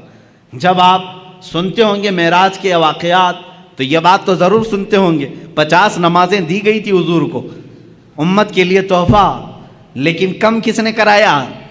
موسیٰ علیہ السلام نے۔ یہ 4تھے آسمان پر یا 5ویں آسمان پر ملتے تھے، حضور پاک صلی اللہ تعالیٰ علیہ وسلم سے ملاقات ہوئی، رب تعالیٰ کے متعلق پوچھا، کہا آپ کی امت یہ 50 نمازیں نہیں پڑھ سکے گی، کم کرائیں۔ 5 کم ہوئی، 5 کم ہوئی، 5 کم ہوئی، 9 مرتبہ میرے آقا گئے۔ کہاں پر؟ اپنے رب کی بارگاہ میں 9 مرتبہ۔ یہاں سب پہلے سے طے تھا، نمازیں بچنی 5 ہی ہیں۔ اللہ کو تو معلوم تھا، اللہ رب العزت قادر مطلق ہے، یہ 9 مرتبہ گھومنے پھرنے کا معاملہ کیا ہے؟ اوج پر جانا میرے حضور کا ہے۔ حضور پاک صلی اللہ تعالیٰ علیہ وسلم بار بار جا رہے ہیں۔ موسیٰ علیہ السلام کو جب معلوم تھا کہ یہ امت 5 سے زیادہ نہیں پڑھ سکتی تھی تو تو جب 50 حضور لے آئے تھے سیدھے کہہ دیتے اے رسول جائیں ڈائریکٹ 45 کم کرا کے آ جائیں. موسیٰ علیہ السلام نے ایک بار بھی نہیں کہا اور کم کرائیں. کتنا یہ نہیں, اور کم کرائیں اور کم کرائیں. 5 بچے رہ گئے جبکہ موسیٰ علیہ السلام اب بھی کہہ رہے تھے اور کم کرائیں. یہ حدیث پاک میں اللہ کے نبی صلی اللہ علیہ وسلم نے آخر میں فرمایا اب مجھے حیا آتی ہے کم کرانے میں. حضور نے آخر میں فرمایا. اب اس کی حکمت جو سیرت نگار بزرگان دین ہیں فرماتے ہیں بات در حقیقت نمازوں کے کم کرانے کی نہیں تھی. موسیٰ علیہ الصلوۃ والتسلیم جو کوہ طور پر جلوہ دیکھ نہ سکے تھے وہ نگاہ مصطفیٰ میں دیکھ رہے تھے. میرے آقا صلی اللہ تعالیٰ علیہ وسلم کی نگاہوں میں دیکھ رہے تھے. تازہ جلوہ ہے, ابھی رب کو دیکھ کر یہ بندہ آیا ہے. اللہ رب العزت کا خصوصی بندہ, اس کا حبیب, اس کا محبوب ابھی یہ جلوہ دیکھ کر آیا ہے. رب تبارک و تعالیٰ کے جلوے ان کی آنکھوں میں سمائے ہوئے تھے. موسیٰ علیہ السلام یہ کہتے ہیں کہ انہی جلووں کو ان آنکھوں سے دیکھ لو, پھر بھیجتے کہ تازہ پھر دیکھ کر کے آئیں گے, پھر میرے مولا کے جلوے ان کی آنکھوں میں دیکھنے کو ملیں گے. اسی لیے تو اعلیٰ حضرت نے فرمایا کس نے یہ دیکھا موسیٰ سے پوچھے کوئی, آنکھ والوں کی ہمت پہ لاکھوں سلام. حضور پاک صلی اللہ تعالیٰ علیہ وسلم نے بھی موسیٰ علیہ السلام کو منع نہیں کیا بلکہ بار بار جاتے رہے, اس لیے کہ اپنے رب کا دیدار بار بار ہوتا رہا. اللہ نے بھی یہ نہیں فرمایا ایک ہی ساتھ کم کر دیا جائے, اس لیے کہ میرا حبیب بار بار آتا رہے. یہ نمازوں کے کم کرانے کا سلسلہ تو تھا لیکن ایک دوسرے کی محبت کا بھی معاملہ تھا. موسیٰ علیہ الصلوۃ والتسلیم جو جلوہ کوہ طور پر براہ راست نہ دیکھ سکے لیکن دیکھے تو کس کے ذریعے سے دیکھے, میرے مصطفیٰ کی نگاہوں کے ذریعے سے دیکھا. اسی لیے اعلیٰ حضرت نے فرمایا وہ جہنم میں گیا جو ان سے مستغنی ہوا ہے خلیل اللہ کو, میں کہتا ہوں ہے کلیم اللہ کو حاجت رسول اللہ کی, ہے کلیم اللہ کو حاجت رسول اللہ کی. ہر نبی کو رہی ہے میرے مصطفیٰ کی حاجت, ہر نبی کو رہی ہے میرے آقا صلی اللہ تعالیٰ علیہ وسلم کی حاجت. اور یہ بات آپ سنیں گے قیامت کے دن انشاءاللہ. اذهبوا الی غیری ہر نبی کہے گا اور سارے کہیں گے ایک ہی ہے جو آج سفارش کر سکتا ہے, تمہاری بھی کرے گا اور ہماری بھی کرے گا. وہ نام ہے محمد عربی صلی اللہ علیہ وسلم کا. عزیزان گرامی وقار, مصطفیٰ کریم صلی اللہ تعالیٰ علیہ وسلم کی افضلیت پاک. ابراہیم علیہ السلام کو اللہ نے خلیل بنایا لیکن اپنے نبی کو کیا بنایا, حبیب بنایا. اللہ کے رسول کیا ہیں, حبیب ہیں. اور ان کے بعد اب یہاں پر حضور پاک صلی اللہ تعالیٰ علیہ وسلم کے صبر کو لیں, شکر کو لیں, آپ کے تمام جلال موسوی کو, جمال عیسوی کو, حسن یوسفی کو لیں, سب چیزوں میں ایک نرالی شان دکھتی ہے. حسن کی بات آئی ہے تو عرض کروں, یوسف علیہ السلام کو حسن جو ہے معجزے میں ملا تھا. معجزہ کسے کہتے ہیں, معجزہ وہ جو عام انسان کی سمجھ میں نہ آئے, عام انسان کی سمجھ میں نہ آ سکے. یوسف علیہ السلام اتنے حسین تھے, اتنے حسین کہ لوگ یہ سمجھتے تھے, سوچتے تھے کیا انسان بھی ایسا ہو سکتا ہے, اتنا حسین. لوگ آج فلمیں بنا کر کے ان کا کیریکٹر دکھا رہے ہیں, تم کہاں سے یوسف کا ثانی لا سکو گے, نہیں پیدا کر سکو گے. بلکہ ان کے زمانے کے لوگ تو یہ کہتے تھے ہمیں تو یہ لگتا ہے فرشتہ ہے, بعض تو کہتے تھے کہ فرشتہ ہے, انسان ایسا کیسے ہو سکتا. حسن جو ان کو ملا تھا, جمال, وہ معجزہ تھا, معجزہ تھا یوسف علیہ السلام کا حسن. اور بڑے واقعات ہیں قرآن پاک میں, پورا سورہ یوسف ہے. ان کے جمال پر کون کون فریفتہ نہیں تھا. ان کے جمال ہی نے, ان کے حسن ہی نے ان کو کنویں تک پہنچایا, کنویں سے پھر زلیخا کے گھر میں پہنچایا, بازار مصر میں, مصر کے بازار سے زلیخا کے گھر میں, زلیخا کے گھر سے جیل میں, جیل سے پھر وزارت عظمیٰ کی کرسی میں. یہ حسن ان کو اتنی منزلیں طے کراتا رہا کیونکہ حسن و جمال ان کا تھا. لیکن حاسدین بڑھتے گئے. ایک بات یاد رکھنا, کوڑھی سے کوئی حسد نہیں کرتا, کوڑھی سے کوئی حسد نہیں کرتا, حسن والے سے ہی حسد کرتا ہے. اگر تمہارا کوئی حاسد ہے تو شکر کرو اللہ کی بارگاہ میں, کوئی تو نعمت ہے میرے اندر اس لیے حسد کر رہا ہے. کوڑ والے سے کون حسد کرے گا, جو کھوڑ پھٹ کا ہوتا ہے اس سے حسد نہیں کیا جاتا, حسن والے سے حسد ہوتا ہے. جس کے پاس کوئی دولت ہو اس سے حسد ہوتا ہے. بہرحال یوسف علیہ السلام اس کے شکار ہوتے رہے, لیکن ان کے حسن کے متعلق قرآن کا مشہور واقعہ, زلیخا بہت فریفتہ تھیں, وار افتہ تھی یوسف علیہ السلام پر، عورتیں تانا دینے لگیں کہ یوسف جوان ہے، زلیخا شادی شدہ عورت ہے، شادی شدہ ہونے کے باوجود ایک نوجوان کے حسن کے چکر میں پڑ گئی۔ ان تمام تانوں کو سن کر کے زلیخا نے ایک دعوت کی تھی، دعوت میں شہر کی امیر عورتوں کو بلایا تھا، سب کے ہاتھوں میں ایک لیمو اور ایک چھری دی تھی، کہا میں جب کہوں تب یہ کاٹ دینا۔ یوسف علیہ السلام کو سجا سنوار کر کے اس نے اس کمرے میں بلایا، جب وہ آئے تو یوسف علیہ السلام کمرے میں جیسے داخل ہوئے، زلیخا نے کہا اے عورتوں، اے بیبیوں، اپنے لیمو کاٹ دو۔ عورتیں وہ حسن یوسف کو پہلی بار دیکھ رہی تھی اور یوسف علیہ السلام کا جمال دیکھنے میں ایسے ماہ ہو گئیں، غرق ہو گئیں، ڈوب گئیں کہ لیمو چھوٹ گیا، انگلیاں کٹ گئیں، چاروں انگلیاں کٹ گئیں، تیز چاقو دیر ہوگی، سب کٹ گئی۔ یوسف علیہ السلام جب چلے گئے تب انہیں لگا ارے انگلیاں کٹ گئیں۔ مجھے یہ بتاؤ، یہ واقعہ آپ نے سنا تھا نا؟ قرآن کا واقعہ ہے، سورہ یوسف 12ویں پارے میں یہ موجود ہے، جا کر پڑھ لینا۔ یہ حسن یوسف ہے، لیکن آؤ حسن مصطفیٰ کے دربار میں۔ میرے آقا صلی اللہ تعالیٰ علیہ وسلم کا جمال کیا تھا؟ میرے آقا صلی اللہ تعالیٰ علیہ وسلم کے جمال کے متعلق خود میرے آقا فرماتے ہیں ان اخی یوسف اصبح وانا ملیح۔ یوسف علیہ السلام نہایت ہی گورے رنگ کے تھے۔ میرے آقا کی زبان سے پہلے سنتے ہیں نا حضور کا حسن کیسا ہے۔ یوسف علیہ السلام، حضور خود فرماتے ہیں میرے بھائی یوسف، کیونکہ سارے نبی آپس میں بھائی ہیں، حضور فرماتے ہیں میرے بھائی یوسف اجلی رنگت کے تھے اور اللہ نے مجھے گلابی رنگت عطا کی ہے۔ اجلی رنگت اور گلابی رنگت میں تھوڑا فرق ہے۔ اجلی رنگت جیسے ظاہر سی بات ہے، سورج جب دوپہر کے وقت آ جائے ہر کوئی اس پر نگاہیں ٹکا کر نہیں رکھ سکتا، دیکھ نہیں سکتا، ہے تو بہت اجلا لیکن دیکھنے کی تاب سب کی نہیں ہوتی۔ لیکن وہی رات کی ٹھنڈی وقت جب چاند طلوع ہوتا ہے، چاند کی بھی روشنی سفید ہے لیکن ٹھنڈک اتنی ہے کہ اس پر نگاہیں باندھ کر دیکھی جا سکتی۔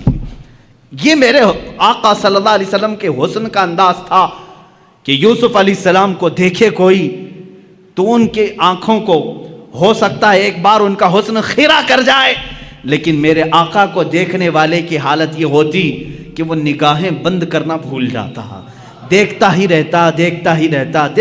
رہتا، یہاں تک کہ ام معبد کے متعلق آپ نے سنا ہوگا، مدینے کے راستے میں رہنے والی ایک خاتون، وہ ہر گزرنے والے کی ضیافت کرتی تھی، اس راستے سے جو بھی گزرتا تھا اس کو اپنے گھر سے کھانا کھلاتی تھی، دودھ پلاتی تھی۔ ام معبد، یہ مکہ سے مدینے کے بیچ میں جو راستہ ہے وہاں گھر تھا ام معبد کا۔ ہجرت کا جب موقع تھا میرے آقا کا، حضور صلی اللہ علیہ وسلم اور حضرت ابوبکر اسی راستے سے گزر رہے، رات کا وقت تھا، ام معبد کا گھر آیا۔ حضرت ابوبکر نے کہا آقا یہ بڑی مہمان نواز عورت ہے، بہت اچھی ضیافت کرتی ہے، ایک رات یہاں رک جاتے ہیں۔ اللہ کے نبی وہاں رک گئے۔ ام معبد نے دیکھا مہمان آئے، اتفاق ایسا، ام معبد کہتی ہے میری زندگی میں پہلی رات ایسی آئی تھی جب میرے گھر میں دودھ کا ایک قطرہ بھی نہیں تھا، کچھ بھی نہیں تھا۔ جو بکریاں تھی وہ ان کے شوہر چرانے کے لیے لے گئے تھے، نہیں لائے، 2 دن 3 دن کے بعد آتی تھی۔ آج ایسا تھا کہ ایک بوڑھی بکری جو ہڈیاں نکالی ہوئی تھی اور پیٹ اندر جا چکا تھا، تھن سوکھ چکے تھے، وہ چوکھٹ کے پاس بندھی ہوئی تھی۔ ام معبد نے استقبال تو کیا، آ جاؤ قیام کرو، لیکن کھانے کے لیے میرے گھر میں کچھ بھی نہیں ہے۔ حضور پاک صلی اللہ تعالیٰ علیہ وسلم نے فرمایا اے ام معبد اگر تم اجازت دے دو تو یہ گھر کے باہر بندھی ہوئی بکری سے میں تھوڑا سا دودھ دوہ لوں، دودھ نکال لوں۔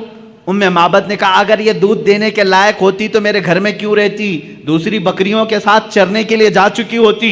حضور پاک صلی اللہ تعالیٰ علیہ وسلم نے فرمایا تم ہمیں اجازت دے دو، بکریوں کا دودھ نکالنا ہمارا کام ہے۔ اللہ کے حبیب صلی اللہ تعالیٰ علیہ وسلم سے اس نے کہا اگر قطرہ 2 قطرہ مل جائے تو نکال لو، اگر قطرہ 2 قطرے مل جائیں تو دوہ لو۔ مصطفیٰ کریم صلی اللہ تعالیٰ علیہ وسلم اس بکری کی پشت پر اپنا بایاں ہاتھ رکھا، سیدھا ہاتھ اس کی تھن پر رکھا۔ صدیق اکبر فرماتے ہیں میری آنکھوں میں اچانک یہ معجزہ دکھا کہ بکری صحت و تندرست ہو گئی، توانا ہو گئی، اس کے تھن دودھ سے بھر گئے۔ اللہ کے حبیب صلی اللہ تعالیٰ علیہ وسلم دودھ دوہتے رہے، نکالتے رہے، پیالے بھرتے رہے۔ ام معبد کے گھر میں جتنے پیالے تھے سب دودھ سے بھر گئے۔ اور اس دن ام معبد کہتی ہے میری ساری بکریاں مل کر جو دودھ نہیں دیتی تھی، میری کمزور بوڑھی بکری نے اتنا دودھ ایک رات میں دیا تھا۔ وہ دودھ خود بھی پیا، ساروں کو پلایا، بلکہ ام معبد کہتی ہیں میں نے اپنے محلے کے سارے لوگوں کو دودھ بھیجا، پھر بھی میرے گھر میں بچا رہا۔ یہ رات کا قیام تھا میرے آقا کا۔ دوسری صبح ہوئی، حضور صلی اللہ تعالیٰ علیہ وسلم اپنے آگے کے سفر پر روانہ ہو گئے، لیکن ام معبد کا دیوانہ پن اب یہاں عروج پر آیا۔ اب یہ فریفتہ ہو چکی تھی، ایک رات کا قیام تھا میرے آقا کا۔ شوہر آئے، شوہر ام معبد کے آئے، کہا اے ام معبد گھر میں بھینی بھینی خوشبو کہاں سے آ رہی ہے؟ یہ ہلکی ہلکی روشنی کہاں سے آ رہی ہے؟ گھر میں کچھ تو بدلا بدلا سا دکھ رہا ہے۔ ام معبد نے کہا کیوں نہ بدلا بدلا دکھے، کل رات ایک عجیب سا مہمان ہمارے گھر آیا تھا، بہت عظیم مہمان تھا۔ اب جو مجھے عرض کرنا ہے وہ ام معبد کے الفاظ ہیں۔ پوچھا کون آیا تھا؟ اتفاق کی بات ہے ام معبد نے حضور کا نام ہی نہیں پوچھا تھا۔ کون ہیں آپ یہ پوچھا ہی نہیں تھا۔ وہ سب سے پوچھتی تھی لیکن حضور سے پوچھا ہی نہیں تھا، کیونکہ وہ اس وقت بڑی شرمندہ تھی کہ گھر میں کچھ نہیں ہے۔ اس نے تھوڑی دیر سوچا اور اپنے سے ہی نام خود بنا لیا۔ اپنے شوہر سے کہا کل رات جو آیا تھا اس کا نام مبارک تھا، کل جو آیا تھا اس کا نام مبارک تھا۔ عربی میں کہتے ہیں برکت دینے والے کو مبارک۔ اپنے سے نام رکھ لیا۔ کہا اچھا مبارک آیا تھا؟ شوہر نے کہا مبارک کیسا تھا؟ ام معبد نے کہا بس نہ پوچھو کیسا تھا، دور سے دیکھو تو ایسا لگتا ہے قریب ہے، قریب سے دیکھو تو ایسا لگتا ہے کہ حسن کا سارا نظام اسی چہرے میں جمع ہے، اور جب وہ بات کرے تو ان کے زبان سے مشک و عنبر کی خوشبو آئے، جب وہ مسکرائے تو دانتوں سے ایسی روشنی کہ گھر میں اجالا ہو جائے، جب وہ پانی پیے تو ایسا لگے کہ پانی اترتا ہوا گلے سے نظر آئے، اور اپنے ہاتھ کسی سے ملائے تو ایسے لگے جیسے ریشم کا کپڑا کسی میں رکھا گیا ہو۔ ان کے ہر عضو کو، ان کے جسم کو، ان کے جمال کو وہ بیان کرتی رہی۔ میرے پاس الفاظ نہیں ہیں میرے عزیزو، ام معبد کی حدیث پڑھو آنکھیں بھیگ جاتی ہیں۔ میرے نبی کا جمال وہ بیان کرتی رہی۔ اب ابو معبد جو شوہر ہے وہ کہتے ہیں بس کر ام معبد، اتنی تعریف تو آج تک میں نے پورے عرب میں کسی کی نہیں سنی۔ شعر و شاعری کرنے والے بھی اتنی تعریف نہیں کرتے جتنی تعریف تو کر رہی ہے۔ اب ام معبد سے کہا اب میری زندگی کا ایک ہی مقصد ہے کہ اس مبارک سے ایک بار ضرور ملوں گا، اس مبارک سے ایک بار ضرور ملوں گا۔ کہا اس مبارک کا نہ میں نے پتہ پوچھا نہ ایڈریس پوچھا، وہ کہاں سے آیا تھا کہاں گیا یہ بھی مجھے نہیں معلوم۔ یہ دو لوگ ایسے ہیں میرے عزیزو، یہ ام معبد جو حسن و جمال کو میرے آقا کا بتا رہی ہیں۔ حسن یوسف الگ ہے، حسن مصطفیٰ الگ ہے، میں یہاں حسن کی بات کر رہی ہوں۔ اسی حسن کو تلاش کرتے کرتے وہ زندگی بیتا گئی۔ اللہ کی بارگاہ میں دعا کرنے لگی اے بار الہ جو مبارک آیا تھا اس تک ایک بار مجھے رسائی دے دے، کسی بھی طرح پہنچا دے۔ ایک بار ایسا ہوا کہ وہ بکریاں چراتے ہوئے نکلی، بکریاں بہک گئی، بھٹک گئی، ایک بکری ادھر ایک بکری ادھر، چلتی چلتی بکریاں دوڑا رہی ام معبد کو۔ یہ بکریاں دوڑاتی دوڑاتی مدینے تک لے آئی، شہر قریب آ گیا۔ اب ام معبد رونے لگی کہ اگر شہر میں گھس گئی میری بکریاں داخل ہو گئیں تو چھوٹی چھوٹی گلیاں ہیں، میں کہاں سے پکڑ پاؤں گی، کس بکری کو ڈھونڈ پاؤں گی؟ کھلے میدان میں جمع تو کر سکتی ہوں، اب گلیوں میں بکریاں گئی تو کہاں سے ڈھونڈوں گی؟ رونے لگی۔ لیکن مدینہ آ گیا اور بکریاں شہر میں داخل ہو گئیں، سب ادھر ایک ادھر ایک گلیوں میں۔ اب ام معبد کا رونا ہچکیاں بند گئی، اب رونے لگی۔ ایک بات میں آپ کو بتا دوں کہ حضور کا دیدار اسی وقت ہوتا ہے جب کسی کا دل روتا ہے، جب کسی کا دل رونے لگتا ہے وہ مصطفیٰ کا دیدار ہو جاتا ہے۔ اسی لیے کہا ہے محمد کو ہم غم گساروں میں ڈھونڈو، محمد کو ہم غریبوں میں ڈھونڈو۔ عزیزان گرامی ام معبد رونے لگی۔ اتفاق کی بات ہے کہ حضرت ابوبکر صدیق کا گزر وہاں سے ہو رہا تھا۔ حضرت ابوبکر نے دیکھا اور پہچان لیا یہ ہماری مہمانی کرنے والی وہی خاتون ہے جو مکہ سے مدینہ آنے کے وقت بیچ راستے میں تھی۔ دیکھا آپ نے پہچان لیا، پوچھا ام معبد یہاں کیسے؟ وہ بھی چونک گئی، ارے تو وہی مبارک کے ساتھ آنے والا ساتھی تھا، تو یہاں کیسے؟ کہا میں تو یہیں رہتا ہوں۔ ام معبد نے کہا وہ مبارک کہاں ہے، وہ مبارک کہاں ہے؟ حضرت ابوبکر نے کہا کون مبارک؟ کون سے مبارک کی بات کر رہی ہوں؟ کہا وہی مبارک جو تیرے ساتھ آیا تھا، ایک رات میرے گھر قیام کیا، ایک رات میرے گھر قیام کیا تھا۔ صدیق اکبر مسکرائے، کہا اچھا تم نے ان کا نام مبارک رکھا، اللہ نے تو ان کا نام محمد رکھا ہے، وہ محمد ہیں۔ حضرت ابوبکر صدیق ام معبد کو لے کر کے بارگاہ مصطفیٰ میں پہنچے۔ اللہ کے نبی صلی اللہ تعالیٰ علیہ وسلم کو جیسے ہی وہ اپنے آنکھوں سے دیکھنے لگی، پھوٹ پھوٹ کر کے رونا شروع کیا۔ کہا اے اللہ اب میری ساری بکریاں ختم ہو جائیں، اس لیے کہ میری زندگی کا مقصد مجھے مل گیا، اس چہرے پاک کو دیکھنا میرا مقصد تھا۔ اللہ کے نبی صلی اللہ تعالیٰ علیہ وسلم نے بے حساب اس خاتون کو عطا کیا۔ جانتے ہو وہی بوڑھی بکری، وہی ہڈیاں نکالی ہوئی بکری جو دودھ دینے کے لائق نہیں تھی، موت کا انتظار کر رہی تھی، پورے زمانے مصطفیٰ میں پورے محلے کو دودھ دیتی تھی، زمانے ابو بکر صدیق میں دودھ دیتی رہی، زمانے عمر فاروق میں دودھ دیتی رہی، زمانے عثمان ابن عفان میں جا کر کے اس بکری کا انتقال ہوا۔ عزیزان گرامی، یہ تھی میرے مصطفیٰ کریم صلی اللہ تعالیٰ علیہ وسلم کے حسن و جمال کی کیفیت کہ جو ایک بار دیکھ لے وہ زندگی پھر اسی حسن کی یاد میں گزارتے، اسی حسن کی یاد میں گزارتے۔ ارے یوسف علیہ السلام کے بھائیوں نے بھی حسن دیکھا تھا، لیکن دیکھا اس کے بعد لے جا کر کنویں میں ڈال دیا۔ زلیخا نے دیکھا لیکن اپنی شادی کرنے کا خیال کیا، جیل میں پہنچا دیا۔ بادشاہ نے دیکھا، وزیر بنا لیا، لیکن مصطفیٰ کریم صلی اللہ تعالیٰ علیہ وسلم کا جس نے حسن دیکھا وہ حضور کو خریدنا نہیں چاہا، بلکہ جو دیکھا وہ اپنے آپ کو بیچ دیا۔ یہ صحابہ نے کیا ہے۔ یوسف علیہ السلام کا حسن دیکھ کر کے لوگ کیا کر رہے تھے؟ بولی لگا رہے تھے، یہ یوسف کو ہمیں خریدنا ہے، یہ حسین ہے، یہ جمیل ہے، بہت خوبصورت ہے۔ کوئی 100 اشرفیوں کی بولی لگا رہا ہے، کوئی 1000 کی بولی لگا رہا ہے، کوئی 10,000 کی بولی لگا رہا ہے۔ یوسف کو مجھے خریدنا ہے۔ خریدنے والوں کی دوڑ ہے مصر میں، لیکن یہاں مدینے کا بازار ہے، یہاں صدیق اکبر بھی مالدار ہے، عثمان ابن عفان بھی مالدار ہے، عبد الرحمن بن عوف بھی مالدار ہے، ایسا مالدار کہ اس زمانے کے کروڑ پتی نہیں ارب پتی بھی ان کے مال تک نہیں پہنچتے، لیکن یہ مصطفیٰ کو خریدنے نہیں آئے بلکہ اپنے آپ کو اپنے مال سمیت مصطفیٰ کے بازار میں بیچنے کے لیے آئے ہیں۔ صدیق بھی کہتے ہیں آقا میرے ہر عضو پر، میرے ہر مال پر آپ کا اختیار ہے۔ عثمان بھی کہتے ہیں میرے ہر نفس پر آپ کا اختیار ہے۔ یہ صحابہ ہی کا تو نعرہ تھا، جب تک بکے نہ تھے تو کوئی پوچھتا نہ تھا، یا رسول اللہ تم نے خرید کر ہمیں انمول کر دیا۔ یہاں اپنے آپ کو بیچا جا رہا ہے، ارے وہاں نبی کو ہی خریدنے کی بات کی جا رہی ہے۔ ایک حسن خریدا جا رہا ہے اور ایک حسن پر اپنی جان فدا کی جا رہی ہے۔ اب یہاں پر اعلیٰ حضرت کا ہم کو سہارا لینا پڑتا ہے۔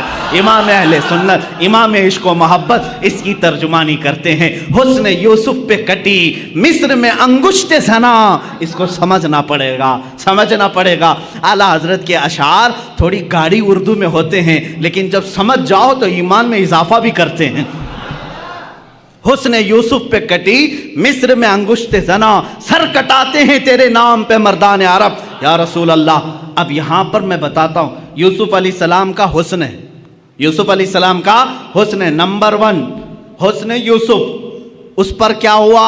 کٹ گئیں عورتوں نے جان بوجھ کر کے کاٹا، کیا جان بوجھ کر کاٹا؟ واقعہ میں نے سنایا، زلیخا نے بلایا، اچانک کہا کہ لیمو کاٹو، عورتوں کے ہاتھ سے لیمو گر گیا اور کٹا کیا؟ اب اس کو مجھے بتائیں، عورتوں نے کاٹا یا خود کٹی؟ کٹ گئی۔ ارے میاں جان بوجھ کر کے کاٹنا الگ بات ہوتی ہے، اس کے لیے ہمت کی بات ہے، جگرے کی ضرورت ہوتی ہے۔ ہاں انجانے میں کٹ جائے الگ معاملہ ہے۔ حسن یوسف کو دیکھتی رہی اور کٹ گئی ان کی انگلیاں، لیکن کس کی انگلیاں کٹی؟ عورتوں کی۔ کہاں کی عورتیں؟ مصر کی عورتیں۔ عورتوں کی بھی کیا کٹی؟ انگلیاں۔ 5 چیزیں اعلیٰ حضرت نے ایک مصرے میں بیان کی۔ پہلا والا جو مصرع ہے کہتے ہیں حسن یوسف پہ کٹی مصر میں انگشت زنا۔ 5 چیزوں کو توجہ دو، کس پر کٹی؟ حسن یوسف پہ، یوسف علیہ السلام کے حسن پر۔ عورتوں نے، مردوں نے نہیں، عورتوں نے۔ کہاں کی عورتیں؟ مصر کی عورتیں۔ کیا کاٹی؟ انگلیاں کاٹی، یعنی خود کاٹی نہیں، کٹ گئی۔ اب اس کے بدلے میں جب میرے آقا کی بارگاہ آتی ہے، امام اہل سنت فرماتے ہیں یا رسول اللہ اب یہاں پر مصر کی عورتیں نہیں، مردان عرب، جو عرب پوری دنیا میں مرکزیت رکھتا ہے. وہاں کے عرب جنگجو اور بہادر مانے جاتے ہیں. یہاں کے عرب یا رسول اللہ اب مردان عرب زنان مصر نہیں, مصر کی عورتیں نہیں, یا رسول اللہ یہاں عرب کے مرد اور وہاں حسن پر کاٹتی ہیں, حسن پر کاٹتی ہیں. آقا یہاں تو صرف نام پر کاٹتی ہیں, یہاں صرف نام پر کاٹتے ہیں, عورتیں نہیں مرد. اور پھر کیا اعلیٰ حضرت فرماتے ہیں وہاں انگلیاں کاٹی, آقا یہاں تو گردن کاٹ لیتے ہیں اور وہاں کٹ جاتی ہیں انجانے میں. آقا یہاں تو جان کر کے دیکھ کر کے اپنے آپ کو پیش کر دیتے ہیں, سر کٹاتے ہیں تیرے نام پہ مردان عرب. یا رسول اللہ تیرے حسن کا حال یہ ہے کہ یہاں مرد عرب کے اپنا سر کٹانے پر بھی فخر محسوس کرتے ہیں.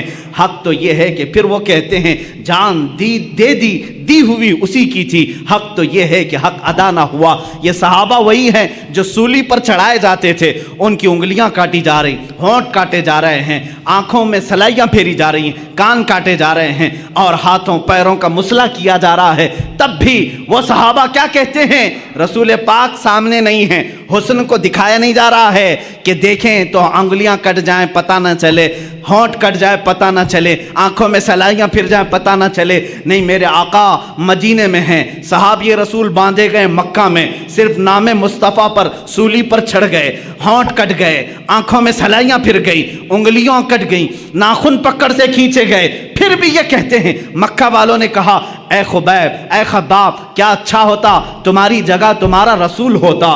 جلال آیا, کہا اسی وقت جو جان مانگو تو جان دے دیں, جو مال مانگو تو مال دے دیں, مگر یہ ہم سے کبھی نہ ہوگا نبی کا جاہو جلال دے دیں. یہ صحابہ کا نعرہ تھا. کہتے ہیں تم کہتے ہو میری جگہ نبی ہوتے تو اچھا ہوتا. سن اے نادان, میں رسول پاک میں اپنے جسم کے ٹکڑے ٹکڑے ہو جائیں گوارا کروں گا, لیکن میرے مصطفیٰ کے تلوے ناز پر کانٹا بھی چھپے میں گوارا نہیں کرتا. یہ حسن مصطفیٰ کی بات ہے. رسول کریم صلی اللہ تعالیٰ علیہ وسلم کا حسن وہ ہے میرے عزیزو. حسن یوسف پہ کٹی مصر میں انگشت زنا, سر کٹاتے ہیں تیرے نام پہ مردان عرب. اس حسن کا حال ہی الگ ہے, اس حسن کی بات ہی الگ ہے. میرے آقا کا حسن وہ تھا کہ صحابہ فرماتے ہیں کہ جیسے گلشن میں گلاب ہے, جیسے گلشن میں گلاب ہے, مگر اعلیٰ حضرت فرماتے ہیں دنیا ساری دیکھتی ہے باغیچے میں گلاب کھلا ہے نا, باغیچے میں گلاب کھلا ہے. ایک گلشن, گلشن کس کو کہتے ہیں, باغیچے کو. باغیچے میں موگرا بھی ہے, چمپا بھی ہے, اور گلاب بھی ہے, چمیلی بھی ہے, لیکن جب گلشن میں گلاب کھلتا ہے سب سے حسین لگتا ہے. اعلیٰ حضرت رحمۃ اللہ تعالیٰ علیہ عجیب فکر رکھتے ہیں, عشق رسول میں ڈوب کر کہتے ہیں دنیا نے دیکھا ہے گلشن میں گلاب کھلتا ہے, لیکن یا رسول اللہ آپ کی ذات تو وہ ہے کہ ایک گلاب ہے سارا گلشن اسی میں کھلا ہوا ہے. یہاں گلاب گلشن میں دیکھے ہیں ہم, گلاب میں گلشن دیکھا جا رہا ہے, اس لیے کہ آنکھیں ایک پھول کی ترجمانی کر رہی ہیں, بینی مبارکہ ایک پھول کی ترجمانی کر رہی ہیں, آپ کے لبھائے ناز ایک پھول کی ترجمانی کر رہے ہیں, چہرے اقدس میں الگ الگ ایک رنگت ہے. اور اسی لیے اعلیٰ حضرت فرماتے ہیں کہ یہاں تو ایک گلاب میں سارا گلشن سمایا ہوا ہے, حسن یوسف ہے. عزیزان گرامی, یہ یوسف علیہ السلام کے حسن کی بات تھی.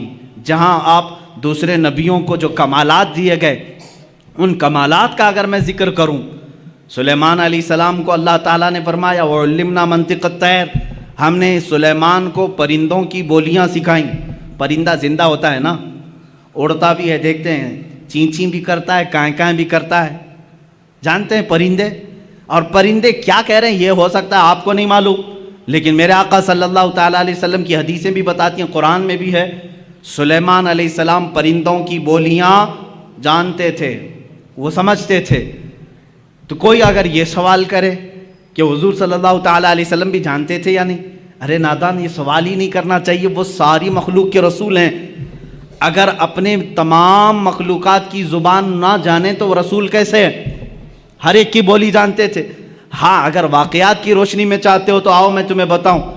ہمیں تو واقعہ ملا, سلیمان علیہ السلام چیونٹی کی بات سن رہے تھے, ہدہد کی بات سن رہے تھے, قرآن میں ہے. परिंदों की बोलियां सुन रहे थे। लेकिन मौला अली करमल्लाहु वजहुल करीम फरमाते हैं, मैं रसूलुल्लाह सल्लल्लाहु अलैहि वसल्लम के साथ मदीने के बाहर जब एक जंगल के किनारे जाता था, हमेशा मुझे दूर से किसी के सलातो सलाम पढ़ने की आवाज़ आती थी। जब भी गुजरते थे वहाँ से कोई अस्सलामु अलैका या रसूल अल्लाह, अस्सलामु अलैका या नबी अल्लाह कहता था। मैं घबराता था, इस जंगल में, इस बयाबान में मेरे नबी को कौन सलाम करता है? जिन्नात हैं, परिंदे हैं, जानवर हैं। एक दिन पूछ लिया, आका इस भरे जंगल में आपको कौन सलाम करता है? रसूल करीम सल्लल्लाहु ताला अलैहि वसल्लम ने मुस्कुराया, कहा ए अली ये पहाड़ देख रहे हो? कहा हाँ। इस पर एक पत्थर है? कहा हाँ। उस पर कोने पर एक जो पत्थर है, वो पत्थर रोज़ाना मुझ पर सलाम भेजा करता है। हुजूर सल्लल्लाहु ताला अलैहि वसल्लम उसका सलाम। अब मैं यहाँ बात बताऊँ, यहाँ तो सुलेमान अलैहिस्सलाम परिंदों की बोलियाँ जानते थे कुरान, और यहाँ मौला अली करमल्लाहु वजहुल करीम पत्थरों की बोलियाँ समझ रहे हैं। जिस रसूल को वह पत्थर सलाम भेज रहा है, सुना किसने पहले? उस पत्थर की बोली समझी किसने पहले? वो बाबुल इल्म हैदर करार अली मुर्तदा, वो नबी नहीं, उम्मती जब पत्थर की बोली समझता है तो रसूल किसकी बोली ना समझते हो? किस किस की बोली ना समझते हो? परिंदों की बोलियों की बात आई, हुजूर पाक सल्लल्लाहु ताला अलैहि वसल्लम पत्थर की बोली।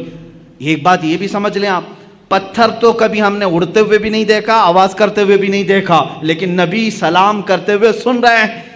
मस्जिद नबवी में मेरे आका मिंबर पर खड़े होकर खुतबा दे रहे हैं। सहाबा फरमाते हमने देखा पूरी मस्जिद में बच्चे के रोने की जैसी आवाज़ आने लगी। कहीं से कोई बच्चा रो रहा हो, हल्की हल्की हल्की आवाज़। सहाबा इधर उधर देखने लगे, कहीं कोई बच्चा दिखा नहीं। थोड़ी देर के बाद मेरे आका सल्लल्लाहु ताला अलैहि वसल्लम मिंबर से उतर आए, मस्जिद के बाहर दरवाजे के तक पहुँचे। वहाँ एक लकड़ी पड़ी हुई थी। ये वही लकड़ी है, ये वही असा है जिसको हुजूर सल्लल्लाहु ताला अलैहि वसल्लम अपने हाथ में लेकर खुतबा देते थे। जब मिंबर बन गया तो उस खुद लकड़ी को आपने छोड़ दिया। हुजूर सल्लल्लाहु ताला अलैहि वसल्लम उस लकड़ी को उठाते, अपने सीने से लगाया, अपने कानों के पास लगाया और फिर उसको पकड़ करके खुतबे के लिए तशरीफ़ लाए। सहाबा ने पूछा, बीच खुतबे में आप उतरे, लकड़ी को उठाया, ये क्या मामला? हुजूर फरमाते हैं तुमने जो रोने की आवाज़ सुनी वो इसी लकड़ी की रोने की आवाज़ थी। ये लकड़ी मेरे जुदाई के गम में रो रही थी। जब तक मैं इसको हाथों में रखता था ये खुश थी, सारे लकड़ियों पर फ़ख्र करती थी, और जब मैंने इसे छोड़ दिया तो ये सिसकने लगी, रोने लगी, बिलकने लगी, और इसका रोना मुझसे देखा ना गया। मैं खुतबा छोड़कर मिंबर से उतर आया, मैंने इसको हाथों में उठाया, ये मुझसे कहने लगी, ऐ अल्लाह के रसूल, आपने मुझे अपने हाथों में रख कर के इज़्ज़त से नवाजा था, मैं दूसरों पर फ़ख्र करती, आका मुझे हमेशा अपने साथ रखें। मैंने इसको अपने साथ रखने की बात कही, ये लकड़ी खामोश हो गई। अजीज़ा ने गिरामी, ये वो रसूल हैं जो बेजान लकड़ी के रोने पर भी मिंबर से खुतबे से छोड़कर नीचे उतर आते हैं। ये खुतबे से लकड़ी की आवाज़ सुन सकते हैं। फिर वो कैसा उम्मती है जो ये कहता है रसूल उम्मती की आवाज़ नहीं सुन सकते, तू बहरा है, तू गूंगा है, तेरा अकीदा ख़राब है। हमारा अकीदा तो ये है, रसूल अगर लकड़ी के रोने को गवारा नहीं कर सकते, मेरा अकीदा ये कहता है उम्मती रोएगा, मेरा नबी फरियाद रसी के लिए पहुँचेगा, दस्तगीरी के लिए आएगा। यहाँ तुम्हें रहनुमाई हासिल करने के लिए फिर बरेली के ताजदार के पास पहुँचना होगा। वो कहता है आशिक रसूल, हम यहाँ से पुकारे वो वहाँ से सुने, मुस्तफ़ा की समाअत पे लाखों सलाम, दूरो नज़दीक के सुनने वाले वो काने लाले करामत पे लाखों सलाम। अजीज़ा ने गिरामी वक़ा, ये बोलियाँ समझने की बात थी। एक बार मक्का मुकर्रमा की ही बात है या मदीने तैयबा की, मक्का में गालिबन लोगों में एक बात मशहूर हो गई कि फ़लाँ एक जगह जो पत्थर है, मूर्ति है, उसका पुजारी है, पूजा करता है। अचानक ऐसा हो गया कि वो हुजूर सल्लल्लाहु ताला अलैहि वसल्लम की शान में बुरे बुरे कलमात कह रहा है। कौन? पत्थर, मूर्ति बोल रही थी, मूर्ति बोल रही थी। जो पत्थर की मूर्ति थी उसकी वो पूजा करते थे, इबादत करते थे। मूर्ति बोलने लगी तो सब खुश हो गए जितने दुश्मन थे कि हाँ आज हमारा भगवान सही बोला। अब तक तो हम हुजूर के बारे में खुद ही बोल रहे थे, पत्थर बोलने लगा। यहाँ तो डुप्लीकेट बना करके बोलवाया जाता है। आप ये मत समझें कि ये वो ज़माना नहीं था कि पीछे से बैटरी और सेल लगा करके मूर्ति को बुलवाया जा रहा हो। सेल भी नहीं था, बैटरी भी नहीं थी, कोई कनेक्शन भी नहीं था। ہاں یہاں ہم سنتے ہیں اس طرح سے کہ کچھ خدا ایسے ہیں جو دودھ پیتے ہیں، پانی پیتے ہیں، لیکن انہی لوگوں کو معلوم بھی ہے وہ کہاں جاتا ہے پانی، کہاں جاتا ہے دودھ، جو لوگ اس طرح کی حرکتیں کرتے ہیں۔ لیکن مکہ میں جو ہوا وہ حقیقت میں ہوا، پتھر جو بول رہا تھا حقیقت میں بول رہا تھا۔ یہ وہ زمانہ نہیں ہے کہ مشین لگا کر کے بلوایا جا رہا ہو۔ تو صحابہ پریشان ہوئے، جنہوں نے صحابہ سے آ کر کے کہا دیکھو تمہارے محمد کے بارے میں ہمارا خدا کیا کہہ رہا ہے، محمد صلی اللہ تعالیٰ علیہ وسلم کے بارے میں وہ کہہ رہا ہے وہ جھوٹے ہیں معاذ اللہ۔ حضور کے پاس آئے، صحابہ نے کہا آقا ایسا ایسا حادثہ ہو گیا ہے کہ فلاں پجاری کا جو بت ہے اس کا جو خدا ہے وہ بول رہا ہے، وہ بھی آپ کی شان میں برے جملے کہہ رہا ہے۔ حضور نے فرمایا ڈرتے کس بات کے ہو، چلو میں بھی سن لیتا ہوں کیا کہتا، میں بھی چلتا ہوں۔ حضور نے پیغام بھیجا، سارے لوگ جمع ہو گئے، بھیڑ جمع ہو گئی، خدا بول رہا ہے، حضور کی شان کے خلاف بول رہا ہے۔ ان کے لیے تو بڑی دلیل تھی، بڑی دلیل تھی۔ حضور صلی اللہ تعالیٰ علیہ وسلم نے یہ پوچھ لیا ان سے کہ تمہارا جو خدا بولتا ہے وہ سچ بولتا ہے؟ سبوں نے کہا بالکل سچ بولتا ہے، 100% سچ بولتا ہے۔ حضور نے یہ اقرار کروایا سچ بول رہا ہے، کہا بالکل سچ بول رہا ہے۔ اس وقت تک کیوں کہہ رہے تھے وہ؟ اس لیے کہ حضور کے خلاف بول رہا تھا۔ سارے صحابہ کو حضور لیے اور اس بت کے پاس گئے۔ جب پہنچے تو بڑی بھیڑ تھی، بھیڑ ہٹائی گئی۔ جب میرے آقا سامنے آئے تو وہ بت چپ ہو گیا، کچھ بھی نہیں بول رہا ہے، کچھ بھی نہیں بول رہا ہے، اس کی زبان سے کوئی لفظ نہیں آ رہا ہے۔ حضور نے فرمایا بہت شور تھا، بہت افواہ تھی کہ بولتا ہے بولتا ہے، کچھ بھی نہیں بول رہا ہے۔ کہاں بول رہا ہے؟ کہا صبح سے بول رہا تھا، پتہ نہیں ابھی کیوں خاموش ہو گیا۔ اب پجاری ہون کرنے لگ گیا، اس کو راضی کرنے کے لیے اب چڑھائی شروع ہو گئی۔ اے خدا، اے میرے بھگوان، بول کچھ تو بول، عزت کی لاج رکھ لے۔ جس کے بارے میں بول رہا تھا وہ آ گیا، اب سامنے بول۔ سامنے نہیں بول رہا تھا، کچھ بھی نہیں بولا۔ حضور صلی اللہ تعالیٰ علیہ وسلم نے پجاری کو کہا تو ہٹ جا، تو ہٹ جا۔ یہ بول رہا تھا، میں کہتا ہوں اے پتھر کیا تو بول رہا تھا؟ پھر سے بول کر سنا۔ حضور کا حکم ہوا، پتھر کی زبان سے آواز آنے لگی، اشہد ان لا الہ الا اللہ، اشہد ان محمدن رسول اللہ۔ میں گواہی دیتا ہوں کہ اللہ کے سوا کوئی معبود نہیں، میں گواہی دیتا ہوں کہ محمد اللہ کے رسول ہیں صلی اللہ تعالیٰ علیہ وسلم۔ جیسے ہی آپ نے یہ سنا، آپ نے ارشاد فرمایا لوگو تم نے کہا تھا تمہارا خدا 100% سچ بولتا ہے، سچ بولتا ہے، اب اس کی بات پر عمل کر لے جاؤ۔ لیکن غصے کے مارے اس بت کو انہوں نے توڑ دیا، مار دیا، ٹکڑے کر دیا۔ اب ہم دوسرا بنائیں گے، یہ نہیں چاہیے، یہ نہیں چاہیے، یہ گمراہ ہو گیا۔ کون گمراہ ہوا؟ خدا گمراہ ہو گیا۔ یہ نہیں چاہیے، یہ حضور کی بات کر رہا ہے، دوسرا چاہیے۔ یہ ہے جب کسی کے دل پر مہر لگ جائے وہ حقیقت کو نہیں سمجھتا۔ عزیزان گرامی اوقات، حضور پاک صلی اللہ تعالیٰ علیہ وسلم نے بلوایا کس کو؟ پرندوں کو، جانوروں کو نہیں، پتھروں کو بھی۔ سلیمان علیہ السلام کی فضیلت اپنی جگہ پر کہ ان کو پرندوں کی بولیاں سکھائی گئی، مگر میرے مصطفیٰ صلی اللہ تعالیٰ علیہ وسلم تو پتھروں اور لکڑیوں کی بھی زبان جانتے تھے، لکڑیوں کی بھی زبان جانتے تھے۔ اب آئیں حضور پاک صلی اللہ تعالیٰ علیہ وسلم کے کمالات کے اعتبار سے دو چیزیں کہہ کر کے میں اپنی گفتگو کو سمیٹتا ہوں۔ یقیناً صبر ایوب کی جب بات آتی ہے اس کا مثل کوئی نہیں۔ ایوب علیہ السلام نے کمال کا صبر کیا ہے، اور صبر کا جب نام آتا ہے تو ایوب علیہ السلام کا نام ساتھ میں آتا ہے۔ آپ نے بارہا سنا ہوگا، اللہ تعالیٰ نے آپ کو آزمائش میں رکھا۔ اللہ تبارک و تعالیٰ نے سیدنا ایوب علیہ السلام کو ایسا نہیں کہ شروع سے بیماری میں رکھا، شروع سے ساری نعمتیں نکال لی، نہیں۔ ایوب علیہ السلام بڑے مالدار تھے، بہت اولاد والے تھے، کافی بیویاں آپ کی تھیں، 16 یا 27 بیویاں آپ کی کتاب میں شمار کی گئیں، کئی اولاد آپ کی تھی، مویشی تھے، جانور تھے، جائیدادیں تھیں، باغیچے تھے، بہت کچھ تھا آپ کے پاس۔ لیکن ایک بار اللہ تعالیٰ نے آزمائش کا حکم دیا، اب آزمایا جائے۔ پھر ان کے ایک ایک چیزیں غائب کی گئیں، ضائع کی گئیں، ان کے جانور مرے، ان کی اولاد کا انتقال ہوا، ان کی بیویاں فوت ہوئیں، باغیچے ہلاک ہو گئے، جائیدادیں ختم ہو گئی، حتیٰ کہ آپ کے جسم پاک میں بھی بیماری ڈال دی گئی، بہت تیز بخار آپ کو رہتا، یہاں تک کہ آپ کا جسم گل چکا تھا، اتنی شدت کا بخار آپ کو دیا گیا، لیکن اس وقت تک آپ صبر کرتے رہے، صبر کرتے رہے۔ صبر میں آپ ہی کا تو نام لیا جاتا ہے، لیکن میرے عزیزو وہ صبر ان کا معجزہ تھا۔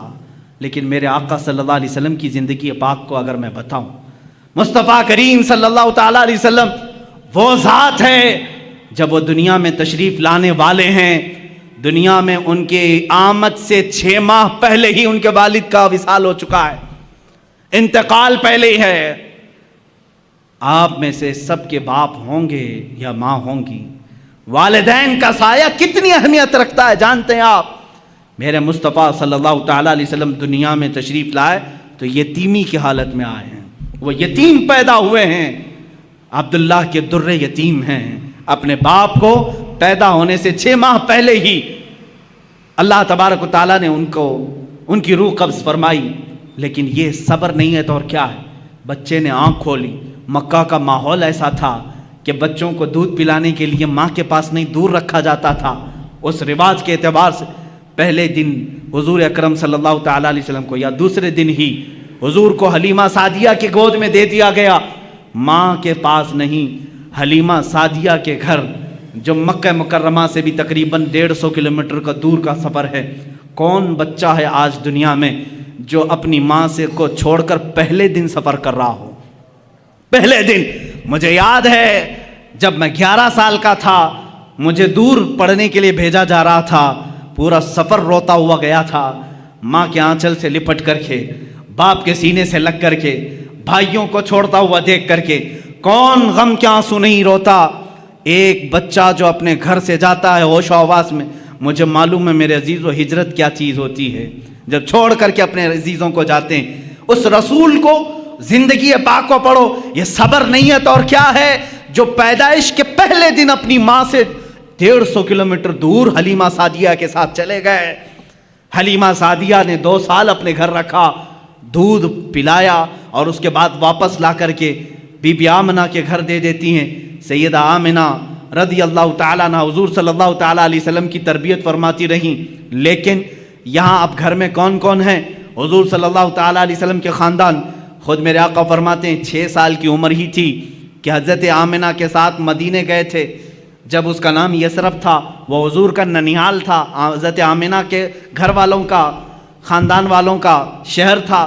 واپسی کے وقت بی بی آمنہ بیمار ہوئیں، تنہا رسول پاک صلی اللہ تعالیٰ علیہ وسلم حضرت آمنہ کے ساتھ سفر میں ہیں، اور آپ کے والد گرامی کی ایک کنیز ہے حضرت عبداللہ کی لونڈی ام ایمن، ساتھ سفر میں ہیں۔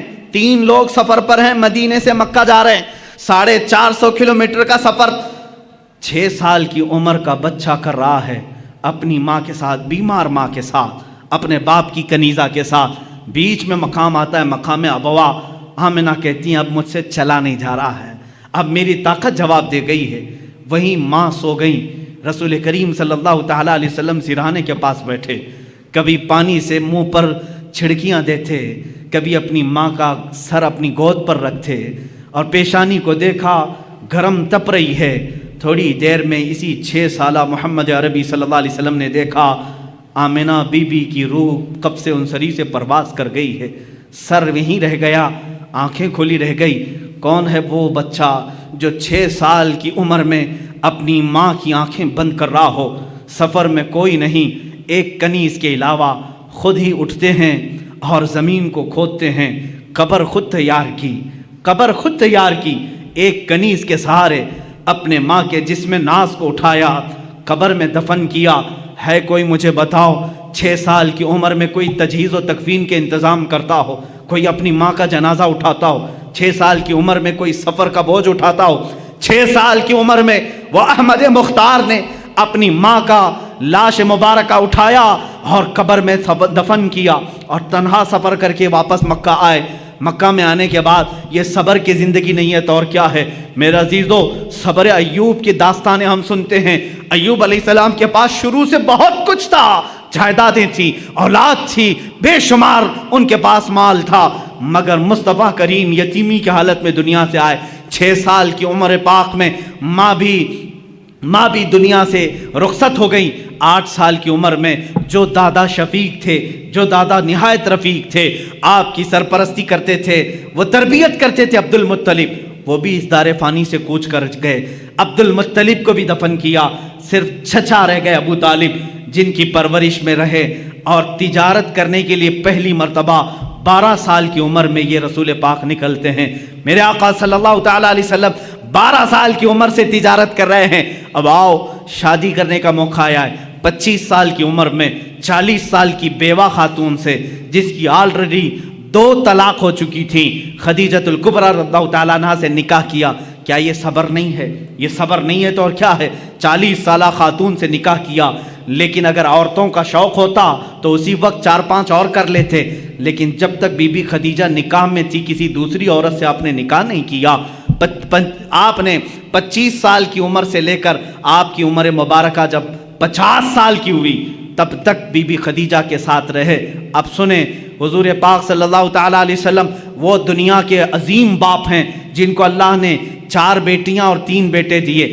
صبر کی بات آتی ہے، باپ ہل جاتا ہے، باپ اپنی اولاد کے لیے سب کچھ کر جاتا ہے۔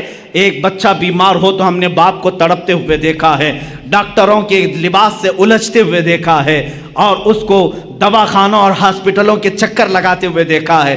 خود کی صحت کو تو گوا لے گا، لیکن باپ اپنی اولاد کی صحت پر قربان جاتا ہے، اپنے آپ کو تباہ کر لیتا ہے۔ وہ دنیا کے عظیم باپ ہیں میرے آقا، جن کو اللہ نے پہلا بیٹا دیا عبداللہ کی شکل میں، 3 دن رہا، ہاتھ میں فوت ہو گیا۔ دوسرا بیٹا دیا قاسم کی شکل میں، چند ماہ رہا، اس کے بعد ہاتھوں میں فوت ہو گیا۔ تیسرا بیٹا دیا ابراہیم کی شکل میں، 6 مہینے رہا، کھلاتے رہے، اس بچے کے ساتھ کھیلتے رہے، اس کے ساتھ اپنی گود کو گرم کرتے رہے، لیکن 6 مہینے کے بعد اس بچے نے بھی اپنی آخری سانسیں لی۔ 3 بیٹوں کو یہ رسول پاک نے اپنے ہاتھوں سے دفن کیا ہے وہ باپ کے اندر صبر جو اپنے ہاتھوں سے اپنے بیٹوں کی تدفین کر رہا ہے۔ بچی تھی بیٹیاں، 4 بیٹیاں اللہ نے دی تھی، Bibi Zainab, Bibi Umm Kulsoom, Bibi Ruqayya, Syeda Bibi Fatima Al Zahra رضی اللہ تعالیٰ عنہا۔ صبر کے پیکر کو دیکھو، میں تمہیں صبر پوری زندگی میں بتاؤں گا۔ یہ وہ عظیم باپ ہے جب رسول کریم صلی اللہ علیہ وسلم نے اپنے نونہال ننھے بچوں کو اپنے ہاتھوں سے دفن کیا، کبھی واویلا نہیں کیا، کبھی ماتم نہیں کیا، شکر بجا لاتے رہے اپنے مولا کا۔ اللہ کے حبیب صبر کے پہاڑ بن کر رہے، لیکن جب آپ مدینہ طیبہ ہجرت کر کے آئے، مجھے بتاؤ کیا مکہ والوں نے پریشان نہیں کیا؟ آپ کے گلے میں رومال ڈال کر کے لوگ گھماتے رہے، جس سے میرے آقا کا گلا سوج جاتا تھا۔ کبھی میرے آقا صلی اللہ تعالیٰ علیہ وسلم کی پشت مبارکہ پر انہوں نے کچرے ڈالنے کی کوششیں کی۔ اللہ کے نبی صلی اللہ علیہ وسلم پر 3 سال تک انہوں نے سوشل بائیکاٹ رکھا۔ جب میرے آقا صلی اللہ علیہ وسلم نے پتے کھائے مکہ میں، اپنے گھر کے پاس پہاڑ کی چوٹی میں رہے، چمڑے گلا کر کے کھائے جاتے تھے۔ یہ صبر نہیں ہے تو اور کیا ہے؟ صبر ایوب کو تم نے پڑھا، صبر مصطفیٰ کو بھی دیکھو۔ میرے آقا صلی اللہ تعالیٰ علیہ وسلم کے سامنے ان کی اولاد دفن ہو گئی، لیکن جب بچیاں جوان ہوتی ہیں تو میرے عزیز ہو، باپ کے بڑھاپے کا سہارا بھی ہوتی ہیں، فصل بہار ہوتی ہیں۔ کون باپ اپنی بچیوں کی شادی دیکھ کر کے مسکراتا نہیں، خوشیوں میں رو بھی دیتا ہے۔ بیٹیاں اس کے لیے ایک نہایت ہی قیمتی تحفہ ہوتی ہیں۔ میرے آقا صلی اللہ تعالیٰ علیہ وسلم کی بڑی صاحبزادی سیدہ زینب جب ہجرت کر کے مدینے میں آئی، اونٹ کے اوپر سے ان کو گھرایا گیا تھا، جس کی وجہ سے وہ حمل سے تھی، حمل گر گیا تھا۔ واپس مدینے میں آئی، بیمار رہنے لگی۔ 1 سال نہیں گزرا تھا، حضور پاک کے سامنے وفات پا گئی۔ خود جنازہ پڑھایا، اپنی بیٹی کو دفن کیا۔ جنگ بدر میں گئے ہیں، اپنی بیٹی رقیہ کو حضرت عثمان کے نکاح میں دیا تھا۔ حضرت عثمان سے کہا رقیہ بیمار ہے، میری بیٹی کی تیمارداری میں لگے رہو، میں بدر میں ہوں۔ جنگ بدر میں رہے، خبر ملی آقا آپ کی دوسری صاحبزادی رقیہ کا بھی انتقال ہو گیا۔ میرے آقا صبر کر کے میدان بدر میں رہے، دفن میں بھی شریک نہیں ہو سکے۔ واپس مدینے میں آئے، تیسری بیٹی تھی ام کلثوم، اپنے عثمان ابن عفان کے نکاح میں دیا۔ چند مہینے کے بعد ام کلثوم بیمار ہوئی۔ حضور پاک صلی اللہ تعالیٰ علیہ وسلم کی زندگی پاک میں یہ تیسری صاحبزادی بھی فوت ہو گئی۔ اللہ مجھے بتاؤ، جس کو اللہ نے 7 اولاد دیے، اس میں ایک بعد دیگرے اسی باپ نے اپنے بچوں کو دفن کیا ہے، اپنے بچوں کا جنازہ پڑا ہے، 3 بیٹے اور 3 بیٹیوں کو دفن کیا، لیکن زبان سے کبھی شکوہ نہیں کیا، کبھی شکایت نہیں کیا، اف تک نہیں کیا۔ صبر ایوب کا مقام اپنی جگہ پر، صبر مصطفیٰ کا مقام اور ہے، میرے آقا کا صبر کا مقام اور ہے۔ آخر میں صرف فاطمۃ الزہرا باقی رہی جب آپ کی وفات کا وقت تھا۔ میرے عزیزو، یہی فاطمہ زہرا سے حضور صلی اللہ تعالیٰ علیہ وسلم نے آخری وقت یہ کہا تھا، کانوں میں کچھ کہہ کر کے وہ رونے لگی، پھر بلایا، پھر کانوں میں کچھ کہا تو ہنسنے لگی۔ ماں عائشہ صدیقہ نے پوچھا تھا، فاطمہ تمہارے بابا نے کان میں کیا کہا تھا؟ فاطمہ نے کہا، پہلی بار جب انہوں نے کہا فاطمہ میں جا رہا ہوں اللہ کی بارگاہ میں رو پڑی۔ پھر بابا نے مجھے بلا کر کہا، فاطمہ میرے خاندان والوں میں سے میری وفات کے بعد سب سے پہلے تم مجھ سے ملنے کے لیے آؤ گی۔ میں ہنس پڑی کہ میری موت جلدی ہونے والی ہے۔ حضور پاک کی وفات ربیع الاول شریف میں ہوئی اور حضرت فاطمہ زہرا کی وفات رمضان مبارکہ میں، صرف 6 مہینے کے بعد حضرت فاطمہ بھی وصال کر گئی۔ یہ مصطفیٰ کا گھرانہ ہے۔ اسی مصطفیٰ کریم صلی اللہ تعالیٰ علیہ وسلم کے صبر پاک کے جلوے دیکھو۔ کیا نبی کونین اپنی قبر انور سے اپنے شہزادوں کی شہادت کربلا میں نہیں ملاحظہ کر رہے ہوں گے، جہاں ان کے شہزادوں کو تڑپایا گیا، بھوکا رکھا گیا، پیاسا رکھا گیا اور ان کے ٹکڑے کیے گئے، جسموں پر گھوڑے دوڑائے گئے، حسن مجتبیٰ کو زہر دیا گیا، حسین اعظم کی گردن کو جسم ناز سے الگ کیا گیا۔ کیا یہ میرے آقا نے قبر پاک سے ملاحظہ نہیں کیا ہوگا؟ عزیزان گرامی، اگر میں صبر مصطفیٰ کو گناؤں بہت طویل داستان ہوگی، لیکن میں اتنا ضرور بتاؤں گا، افضلیت مصطفیٰ ہر شکل میں تمہیں نظر آئے گی۔ اگر اللہ نے آدم علیہ السلام کو آہو بکا دیا تھا، وہ روتے تھے، اور وہ کس لیے روتے تھے؟ آدم علیہ السلام اپنی اس بات پر روتے تھے جو آپ نے گندم کھایا تھا جنت میں، درخت کا پھل کھایا تھا، اس بات پر 300 سال روتے رہے، لیکن مصطفیٰ بھی روتے رہے، زندگی پر روتے رہے، لیکن کس کے غم میں روتے رہے؟ امتی امتی امتی امتی کہتے کہتے روتے رہے۔ یہ ناز الگ ہیں، اسی لیے امام اہل سنت نے کہا ہے، اللہ کیا جہنم اب بھی نہ سرد ہوگا، رو رو کے مصطفیٰ نے دریا بہا دیے ہیں۔ میرے عزیزو، رونے میں آپ بے مثال ہیں، جانوروں کی بولیاں سننے میں بے مثال ہیں، حسن یوسف میں بے مثال ہیں، ثبات و استقامت میں بے مثال ہیں۔ اسی لیے شاعر نے جو کہا اسی بات پر میں کہتا ہوں اپنی گفتگو کو، ہاں ایک بات رہ گئی ہے، وہ عطا کرنے میں بھی بے نیاز ہیں، وہ رحم کرنے میں بے مثال ہیں، رحم کرنے میں بھی بے مثال ہیں۔ ایک ہی مثال میں بتا دوں، ایک بار موسیٰ علیہ السلام نے قارون سے کہا تھا تیرے پاس بہت خزانے ہیں، زکوٰۃ دے دے۔ اس نے کہا کہ کچھ کم کراؤ، 25% زکوٰۃ دینی تھی۔ موسیٰ علیہ السلام نے رعایت کرائی اللہ سے کہ اس کو کچھ کم کر دے مولا۔ اللہ نے کم اتنا کر دیا کہ 1000 میں 1 روپے دے۔ کتنے؟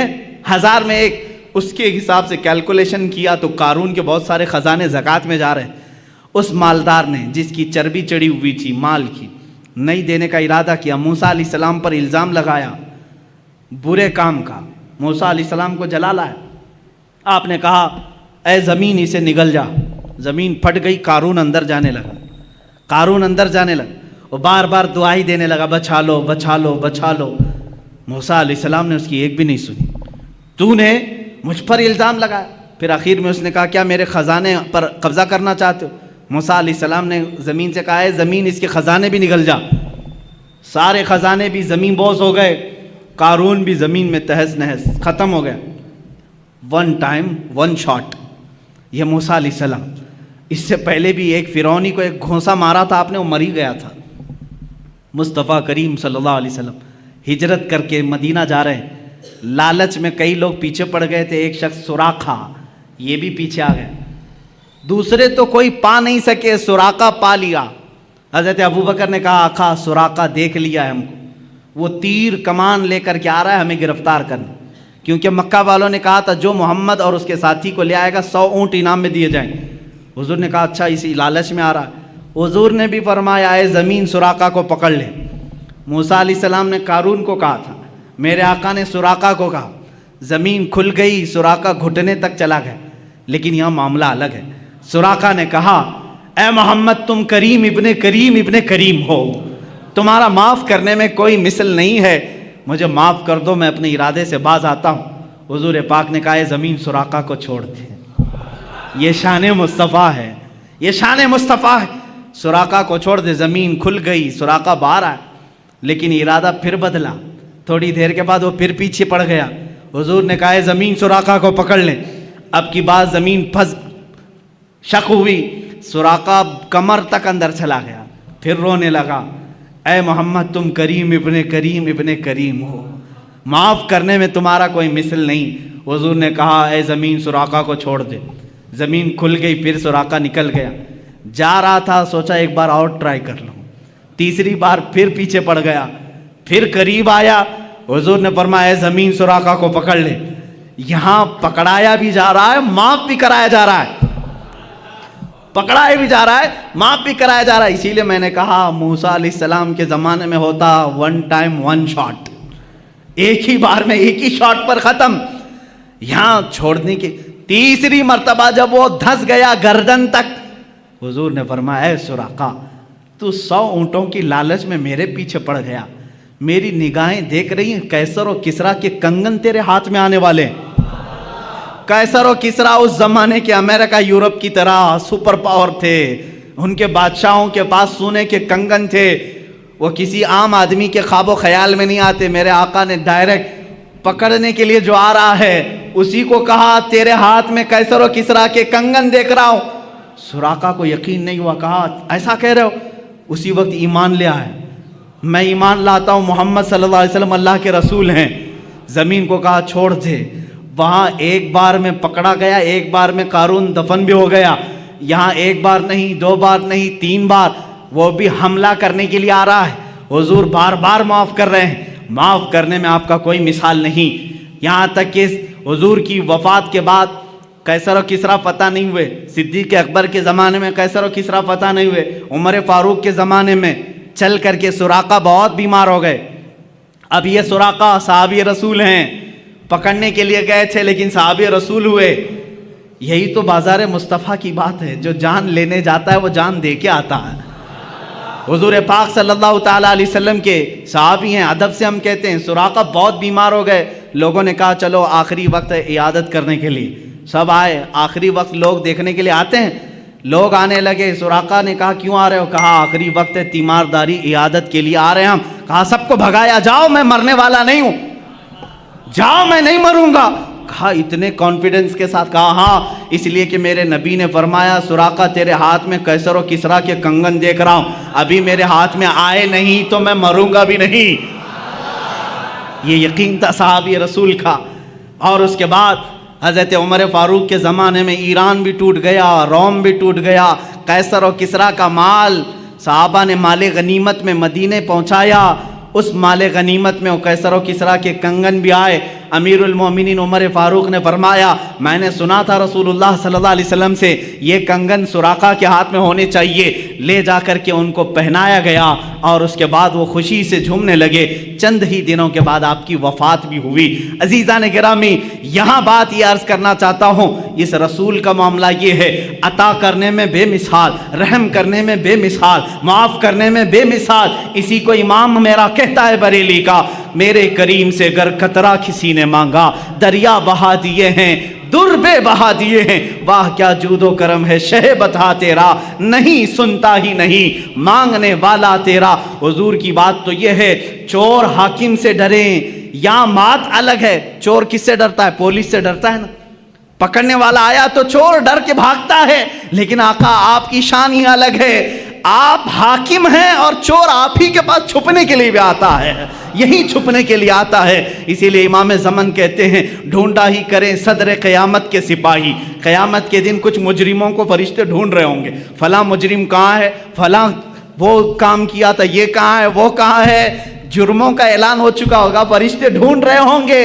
لیکن کچھ مجرم مل نہیں رہے ہوں گے، کچھ مجرم مل نہیں رہے ہوں گے۔ اس کو امام زمن نے اپنے شعر میں یوں کہا ہے، ڈھونڈا ہی کرے صدر قیامت کے سپاہی، وہ کس کو ملے جو تیرے دامن میں چھپا ہو، حضور کچھ مجرموں پر اپنا دامن رکھے ہوں گے، آقا رحم کرنے میں بے مثال ہیں۔ میرے عزیزو، ابھی 12 دن ہیں، آپ روزانہ میرے مصطفیٰ کی بات سنیں گے، اپنے ایمان کو تازہ کریں گے۔ آج میں سمجھتا ہوں کہ آج کی یہ محفل یہاں تک میں اس بات کے ساتھ ختم کرتا ہوں، لا یمکن الثناء کما کان حق ہو، بعد از خدا بزرگ تو ہی قصہ مختصر یا رسول اللہ، لیکن رضا نے ختم سخن اس پہ کر دیا، خالق کا بندہ خلق کا آقا کہوں تجھے، حیران ہوں میرے شاہ میں کیا کیا کہوں تجھے۔ وآخر دعوانا الحمدللہ۔